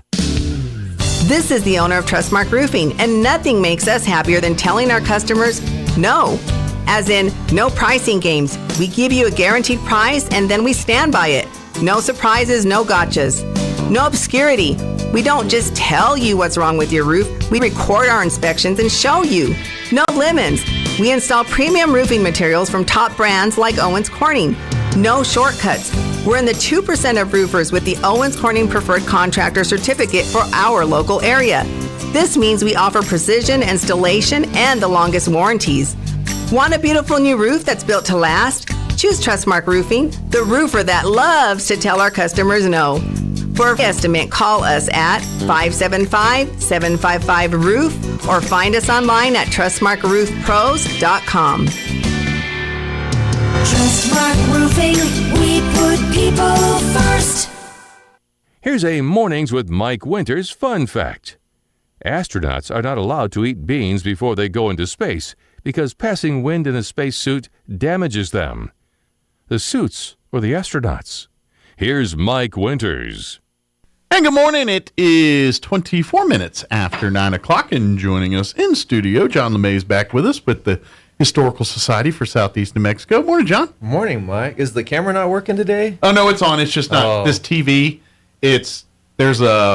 Everything's normal in the video. Okay. It's just we replaced the computer that they do it with another one, and for some reason the TV in here, they don't like to talk to each other, so sometimes it comes up there, sometimes it just blanks. But no, it's out. It's just our monitor in here doesn't seem to want to work. I thought I put my makeup on and my hairpiece. No, they're seeing your smiling face. We can't see it in here. Okay. So call it a blessing. But it'll pop up eventually. Sometimes you look up there and there it is. So. Yeah. But of course, for folks that are not familiar, John LeMay, when he's part of the Historical Society and everything, but also a local author, writes many books, particularly. Most of it's on local history and the lore of southeast New Mexico. Sometimes he branches off into other genres, but it kind of sticks to that area for the most part here. So, first off, how you doing, John? I'm doing good. I've got 2 books here with me today, and one of them I didn't actually write. I just helped with it. You just kind of helped with the research and no, nothing like that. Okay. So I have a friend in Texas named Joshua Slatton. He's head of the Billy the Kid Historical Coalition. Okay. And so they come out here every once in a while and do some cool stuff. And but anyways, he had the idea to finally combine Billy the Kid with aliens. Yes. And he did it via a children's picture book illustrated by Angie Hinosa. It's a cool looking book, and it's very. I love the back cover too. I assume the camera's getting it because, like I said, I can't see myself, but I'll guess. I can see it from here. Okay. Cool. And show them the back cover too, because I love the Zia symbol in it and the Billy. That's a cool little back with the alien. That's cool too. So it's beautiful. It's like all color, glossy pages, easy for kids. It's a kid's book. Yes. It's easy to understand. Even I can read it. Yeah. And so it just basically tells Billy the Kid's escape from the courthouse as though this crashed alien helped him. Yeah, and then in the back of the book, obviously it's a work of fiction. Oh yeah, totally fiction. But in the back of the book, Josh put these little footnotes. Okay, so it kind of teaches kids how to research in a book. So it gives them a little bit of historical references, and so like when you're doing story time with your kid at night, and you could say, "Hey, come here," when they get a little more mature enough to understand some of that, you say, "Hey, you want to learn some more about Billy the Kid? Let's look at some of these things in the back here and see if we can." Check these things out. Yeah, so they're optional. It's not like you have to read them, but they're there if you're interested. Absolutely, and I imagine that's the adults, because I imagine the kids, if they're reading the book to them and they're saying, they get into Billy the Kid, and after they put the kids to bed, they may be on the internet researching some of those links and doing their own little just discovery on this stuff. Yeah, and so the Historical Museum right now is one of the only places in town where you can get it. Okay. The other places haven't ordered it yet. I'm sure others will. But if you want them now, we got them at the Historical Society. Yeah. And so I just basically, they gave me the words and the pictures, and then I just laid them out for them. Okay. And what's the gentleman's author's name? Joshua Slatton. Okay. And is he a Billy the Kid historian by trade, and he wrote his first book, or does he write other books too? He's a cop, actually. Okay, so his day job is a cop. I gotcha. Yeah. Who has a pastime or a passion for Billy the Kid history and researching it. So is the book part the new part for him, and is writing a book and all that, or is that something he had experience with? I think this is his first. He writes nice scholarly articles, like he's been published in Wild West or Old West. Not True West, but it was so Wild West, he comes from more of a historian angle than a novelist. Yeah, gotcha. Okay, makes sense. Okay, so now he finally said, you know what, I'm going to venture this off into the novel world a little bit, and obviously starting doing a kid's book, because I imagine that's easy and hard, because I mean it's got to be easier than writing a 200 or 300 page book or anything, but you also have to realize you're writing to an audience that's at a children. So when you're an adult, you sometimes forget, all right, where's that line? Did I cross the line of over their head, or is it too simple? Like I don't want to, write it like it's to kindergartners, and third graders are going, this book's simple. I want something a little, you know what I mean? Yeah. And so I imagine there's a lot of intricacies in writing a children's book too. I've never done that, so I can't even imagine. I was just thinking, because I think off the surface people think, I'll write a kid's book, that'd be easier, and I'm like, well, is it though? I mean, you gotta really rely on the artwork and all that stuff for that. So. I think with a kid's book, I would probably overthink it because it is so simple. Yeah. So that would probably be the challenge. Yeah, he's like, I got a kid's book. Oh, it's 200 pages. Yeah. All right, so we're gonna go finish this one in one story time. But so I'm curious.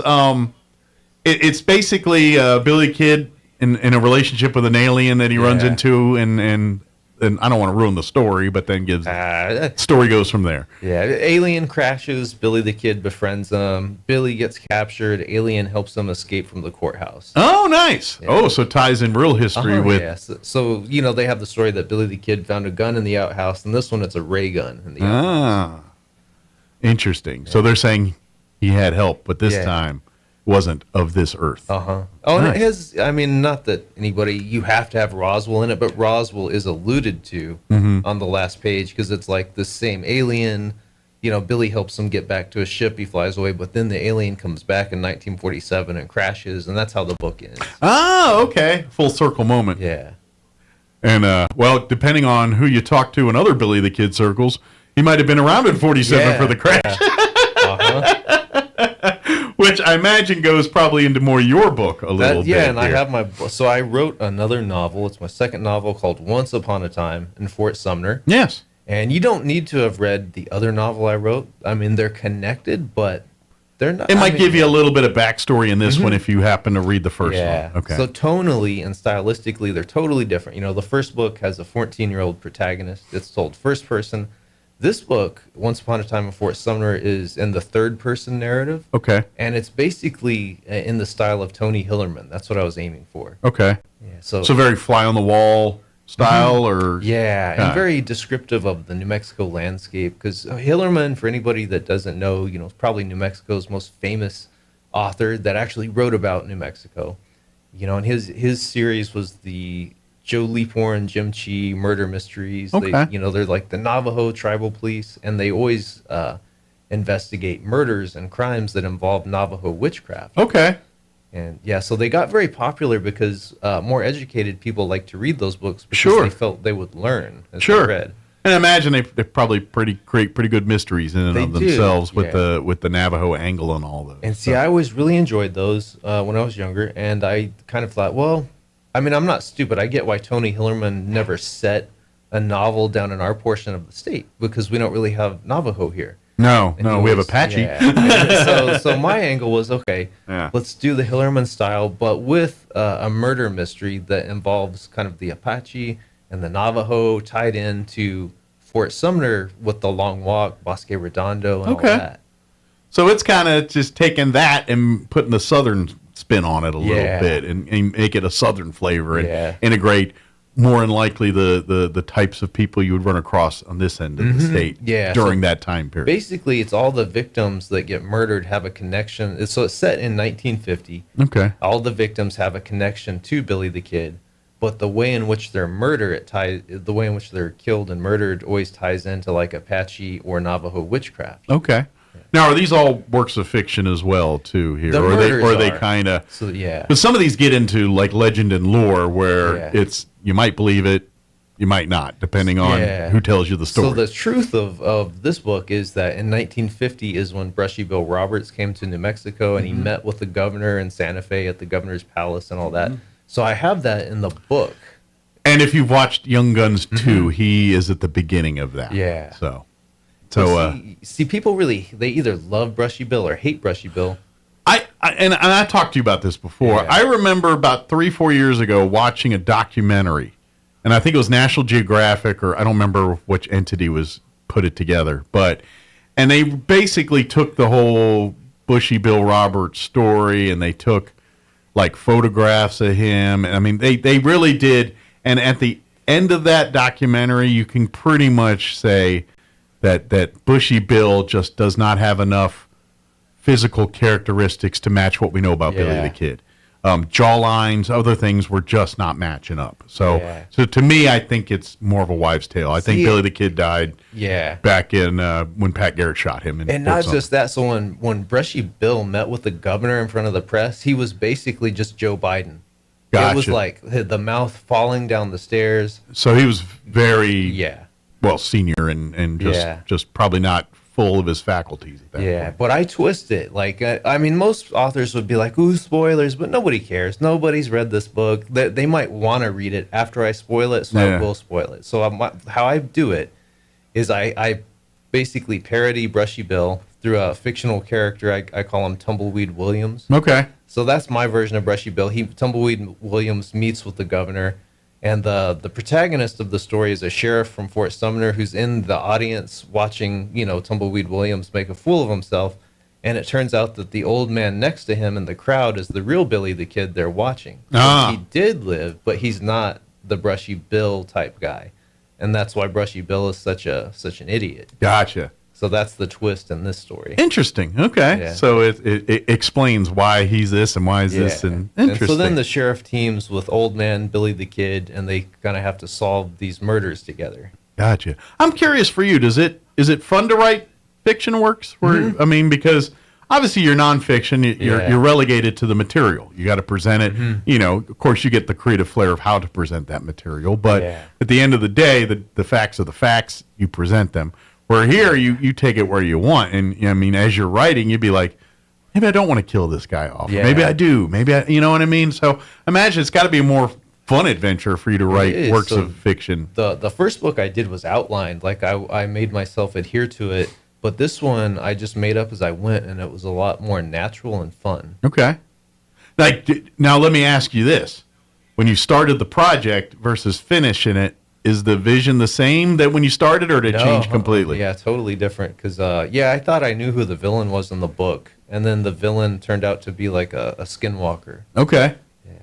Cool. So the villain. Don't spoil alert everything. No, I won't spoil it. Here's what I won't spoil. So, do you remember Scooby-Doo? I do. So Scooby-Doo, the old ones at least, the monster would never turn out to be real. It was always a person. They always pull a mask off at the end. Yeah. So that's what I won't spoil is the Skinwalker actually supernatural, or is it like just people Scooby-Doo doing thing? up to shenanigans? Yeah, but the villain, though, basically, the Long Walk occurred in 1864 to 1868. Okay. So someone who was a child on the Long Walk could conceivably still be alive in 1950.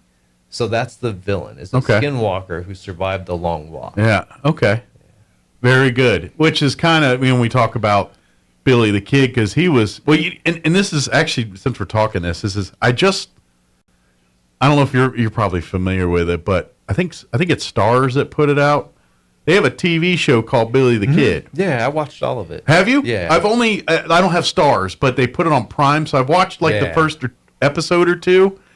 And as you know, it picks up Billy the Kid as a kid and kind of his journey to New Mexico. Just gee whiz curious, how much factual in your research? How much of what you've seen is factual versus Hollywood? In there, is some of that pretty good, or is it a complete work of fiction?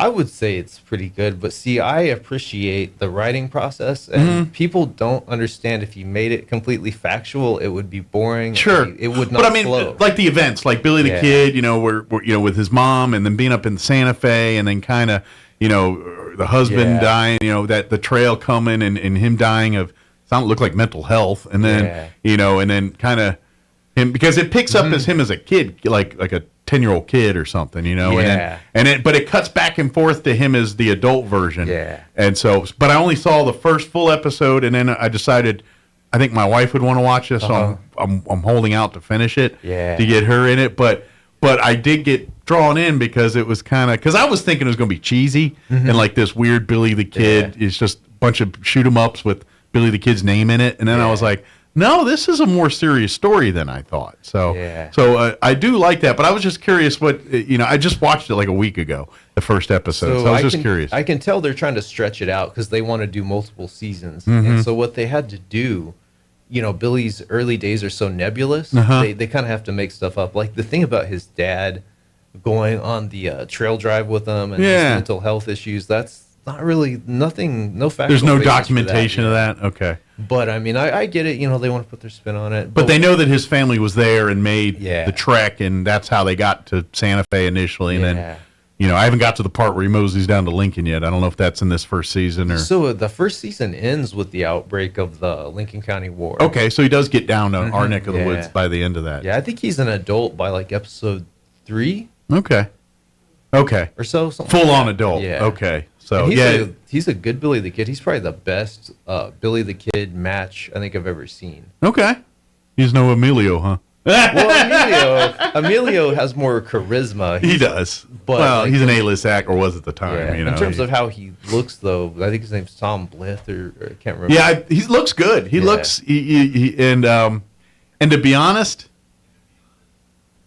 the very opening scenes of the show is him as an adult, and he, spoiler, guns down a guy that's hunting for the bounty here, and it's very reminiscent of Young Guns to me. That when I watched it, I was like, oh, they're recreating Young Guns to me here. You know, this is the Young Guns version of Billy the Kid. But then so that's why I was like, okay, all right, let's see where it goes. But then as it got into the kid story and more, I was like, okay, this is a little more serious and deeper than I thought it was. So that I'm looking forward to. I just kind of thought it was going to be like a CW version of Billy the Kid, and you know they'll turn him into a love interest, and by the time he's a teenage heartthrob, and none of the actual Billy the Kid stuff gets in there. Yeah, it takes itself way too seriously. Does it? As opposed to Young Guns. Okay. I don't mind that. I don't mind it taking. The only reason I say that is to take yourself that seriously. I think you need better production values. Yeah, like okay. 1883. Have you seen it? Sure. Yeah. Yeah. So it to me, it's trying to be 1883, but it doesn't have its production value. It doesn't have the the not that expensive they're music. bad. It's just it's not on 1883's level. It's an 1883 story on a CW budget. Yeah. Yeah, exactly. That's Good way to put it. That's kind of what. That's the way I feel. Maybe they'll put that on the DVD box cover. Quote Mike Winters. That's right. 1883 details on a CW budget. Yeah. Go check it out today. So, but your book, bringing it back into to Billy the Kid of present time, so to speak. Once Upon a Time in Fort Sumner. Now, this book. You can get it right now at the Historical Society. We got a Sunday Fun Day we'll tell you about here in a minute here where we'll talk more about the book and things like that. But you don't have to wait till then. No. You could go to the Historical Society's website, roslynmhistory.org. Order your tickets or order your book now. I imagine if you call Amy at the Historical Society, do I have the number? Yeah, 622-8333, and she'll be able to set one aside, and we can get John to autograph it for you and all that. But if you can wait till a little later in the month here on the 26th, then we'd love to invite you out for a first Sunday Fun Day we've done in since COVID just about, right? I think we may have had one or two since then, but not many. But we got Sunday Fun Day coming back, and John LeMay in his book is going to kind of talk about some of the, not just the story, but some of the tales that come out of it. There's a ton of real history in this book, and I'll just outline the real history. Like the Brushy Bill, the Long Walk, stuff like that. Sure. But even like the skinwalkers and all that, I mean, that's where the legend and the fact blur together, but there's details in those stories that are very fact. Yeah. You know, one may argue on how we got to the end of the story. You know, some will blame the supernatural, others will, it's some other explanation. Yeah.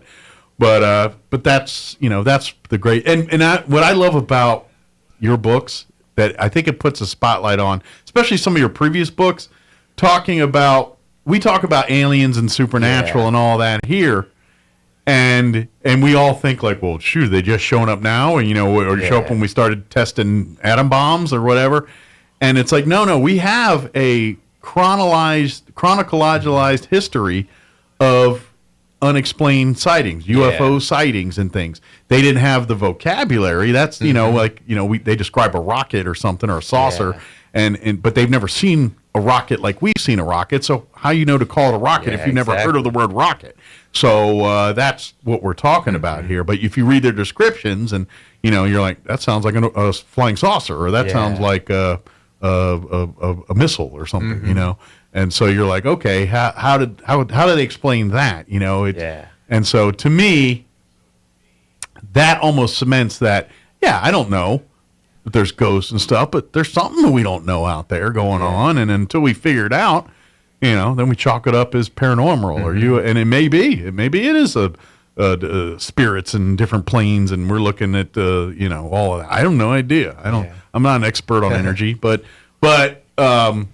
you know, I love that it gives a history to it. Like it's this paranormal and all this isn't just something that just popped on the lexicon here in modern times. Oh, we got cameras now that can see stuff. Ghost Adventures comes out, now we know about ghosts. Like no, it didn't. You know, that we just didn't have the technology or the education to even kind of. And who knows, things we're talking about now, 200 years from now, they might be laughing at us. Yeah, you know, it's like they thought that was, you know, and it turns out it's just that's. But that to me is the cool part of like some of your books. It's kind of like chronological, you know, giving us an account of these things that we think about today. They thought about it 200 years ago, 100 years ago too. They just explained it to them because it was a different perspective on how they see it. So that's what I love about your books and some of that stuff. So, but this book is out now. But Sunday Funday will take place February 26th, 3 p.m. at the Archives facility, which is right next door to the J.P. White House there on Lee Street, 208 North Lee. It's a free event, doesn't cost you anything. Just come on out. This one's more of a talk, so you probably want to be there close to 3. Yeah. It's not like a come and go like a book fair or something. Yeah. This is kind of a little bit more structured. And so you're just going to kind of be telling some of the tales and not giving away the whole book, but and then obviously if people want to get a signed copy of the book and things, we'll have And it. I'm going to try to have Logan Pack there, who did the cover, so maybe he can sign it too if he's not busy. He's what did some of the cover and the artwork and things like that too. Yeah. Which And something cool. Do we have time for me to mention something else cool? Absolutely, yeah. So my only real testament that this is actually a good book is the fact that when I posted it you on might not Facebook. want to start that way when you're advertising your book. Hey, the only thing I can tell you is really good is it. Yeah. Well, no, okay, so when I posted it on Facebook, right? Boyd Barrett saw my post and he saw that I had it for free on Kindle Unlimited. And he's got Kindle Unlimited, so I guess what I'm trying to say is I didn't ask Boyd to read my book. He just read it of his own free will. And he loved it so much, he said, I would love to lend my voice to the audio version. Yeah. And of course, anybody that's come and seen some productions at anything from community theater to way off Broadway and Lloyd into commercials and television, he's kind of done some of those things. So basically, Boyd thinks this can make money one day. So I mean, that's my best testament that this is actually a good book for anyone who hasn't read it yet. Well, is his audio version done or out? No, or? he's working on it. Okay. And what's hilarious is Logan Pack, who does the covers, like he doesn't have time to read. He's like, well, John, you need to do like audiobooks, and then I'll listen to them while I draw, and I'll actually know what I'm drawing. That's kind of a neat little way to Because think Logan of has it. no idea the stories of these books other than what I've told You just give him a a description, he creates the world. So let me ask, I mean, obviously he must be pretty good if he's doing all the how does he nail it the first time, or do you have to do a lot of revisions usually? No, typically he nails it the first time. I just, like, on the faces on these characters, I kept telling him, I was like, do them more like Mark Wahlberg. Okay. Yeah, and stuff like that. And then, like, Billy the Kid, I was like, just, like, picture Sam Shepard. Gotcha. Or wait, no, Sam Elliott? Sam Elliott. Sam yes. Elliott, yeah. Yes. They're both tough guys, but Yeah. just different tough guys. You know, I can tell that you read like Hardy Boys and a lot of that as a kid, or that style. I didn't, but I know what they are. The style of those books. I mean, because your artwork on the cover is very reminiscent of some of those, like Hardy Boys, Nancy Drew. Yeah, I like the retro look. Yeah, that style of when I remember reading like teenage appropriate level books as that age, a lot of them had covers very similar to that, or remind me of that kind of artwork and things. So it's almost got that nostalgic. Yeah, for sure. Well, and to be honest, this particular title, Once Upon a Time in Fort Sumner, of course, a lot of people think of the movie Once Upon a Time in the West there, or once, and so you get that image already when you hear that. So it kind of incorporates that with, and then you see the cover with the aliens and all the Skinwalker stories and all that, and you're like, all right, this is going to take me to a place. Yeah. So, but I love all that. So so come and check this one out. This again, it's a work of fiction, but if you love history, it incorporates a lot of the historical time periods and things with the storyline. Yeah, so, like you said, just like Hillerman, I used as much real stuff as I could. It's kind of like, and I've talked to you about these before, the Killer Angels and the Shahara, Michael and Jeff Shahara. Michael Shahara wrote The Killer Angels. He won the Pulitzer Prize for it. It is the book that's based on the Battle of Gettysburg. Okay. They turned it into the movie Gettysburg. Well, he made, and it was the movie. I like the movie. It's not the book. But anyway, and then his son basically took the book and then made prequels and sequels to Killer's Angels. He did a book that kind of led. But anyway, those are works of fiction. However, if you want to learn about those battles in the Civil War, they're as accurate historically as anything out there. What makes them fiction is we have no idea what Lee and Chamberlain and all these generals were saying and doing. So that's the artistic flair. We know the facts. They create the poetry in between to get us to the facts, and that's where Here's something you'll like. Billy the Kid's real dad, they think, really did die at the Battle of Chickamauga. Chickamauga, yeah. Civil War battle. That's considered Western theater, even though it was in Tennessee. But that was considered Western theater for Civil War area. But well, and according to the TV show, they were in New York when he was a kid. Like he came from New York City, probably true and as well. An Irish immigrant family. Mm-hmm. And at least the way the story that show portrayed it, it was like them and another family decide to make their claim out west, and it doesn't go well because it's a hard trip, and you know, if you're, it's like taking a family with kids in tow and everything else, and taking them on a trip to space. You know what I mean? It's really daunting. You know, and by the way, we didn't have any modern. You know, they're riding wagon trains or a train to get to a certain port, and then when the train tracks stop, they're on a wagon train or a horse trying to get to wherever they're getting to. And oh, by the way, you got to deal with the terrain, the weather, and natives and whoever else happens to not like you being there. Watch 1883 if you want to be like depressed, but enthralled. Have you watched the new one, the 1920? Yeah, I've caught up with that one too. It's pretty good. But I've never seen Yellowstone itself. But really? Yeah. Yellowstone's good. But I think you appreciate these more because of the West. I mean, Yellowstone gets in more modern times and modern politics and all of that stuff. Where 1883 and 1922 or 23, whatever that one's called, it's you know, it's all about the West, and it's dark because it's not pleasant. You know, these people were savages, man. They you know, and there wasn't really law per se. I mean, yes, there was law and sheriffs, but nothing was official. Nothing was. You know, as soon as you leave a county, you're no longer wanted because there's no one to track you down. You know, and so unless you were really, really nefarious, they're not going across state lines after you. You know, unless you're someone of the level of like, you know, the lore we talk about, Frank and Jesse James, or you know, these level of outlaws and things like that. So, Billy the Kid, I guess, would qualify in that area too. So, but of course, Billy always gets portrayed as not an outlaw, just a guy that's kind of, you know, just trying to work for the people and be for the people and live. You know what I mean? That's the image of how he was in real life. How much of that's been romanticized versus, you know, part of me thinks he's just a guy that's trying to make a living and live a life like everybody else. And, you know, the Tunstall family looked out for him. Therefore, he felt a loyalty to that. And that's kind of, I mean, real life isn't as romantic as how we portray it in things. And I think, you know, at the end of the day, he was just a kid, just trying to live his life like everybody else, and he didn't put up with as much crap as other people did, and didn't put up with the you know the ring and all the Santa Fe ring and all the behind the door back dealings and things that this state to this day still deals with. You just gave me an idea for my next book, like an element that it can be in it. That'd be cool. Well, I always tell people, I say every time, you want to learn why New Mexico's New Mexico? Spend the day just reading all the billboards and every little sign in Lincoln. Through the courthouse, through the museum there, through all the different facilities and buildings. Read every sign, read everything, and by the time you're done and you read it and pay attention, you're going to say, no wonder this state's a hot mess. Because it was a hot mess before it was a state. And they carried that over into statehood. So, anyway. I get off topic when I talk with John about history and stuff, but mark it on your calendars, February 26th, 3 p.m. It's a Sunday. Football will be done by then. We will know at that point who won and who did not win the Super Bowl, so you're okay there. And I'd love to have you come out. If you love Billy the Kid, if you love aliens, you love all that, you're going to love this story. And or even if you're just looking for something new, that's a fun little jaunt. Come check out his book. Come get a copy now.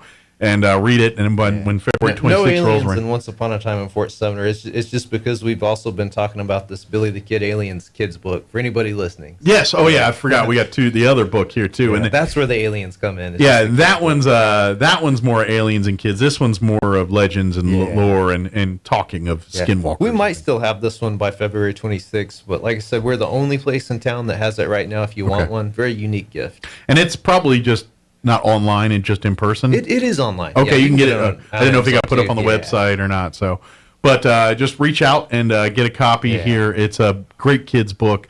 You'll have fun reading to the kids, and hopefully maybe you got a trip planned to Lincoln or something the next couple weeks. Maybe get the book and read it to your kids, and then when you spend the weekend going up there exploring, you kind of have a little reference point for some of the. I mean, a lot of it's Fort Sumner and things, but Billy the Kid and the story will translate very colorful, very pretty artwork. So. Yeah, very good. Good deal. So, did we get it all, John? Is there anything we missed? We got it all, yeah. Again, February 26th, 3 p.m. We'll remind you between now and then. I know it's not that far away, even though it does seem like it is, but it's not. So, good deal. Well, John, as always, appreciate the visit, and we look forward to your next book. And you don't even have to have a book to come in; you can come in anytime you want. But we do appreciate it, and we look forward to your next adventure here. Thank you. Especially if I inspired it. You did. You inspired an element of it. An element. Don't sue me for the story rights. No, I'm just Is it the fifth element? No, I'm just kidding. That was actually on over the weekend. I was flipping channels and the Fifth Element movie was on. That's a classic. I love that stupid movie. Anyway, thank you, John. As always, appreciate it. All right, it is 9:55. Let us pause for Wall Street Business Update. Quick break before we go. Don't go away. With the Wall Street Business Report, I'm Greg Clugston.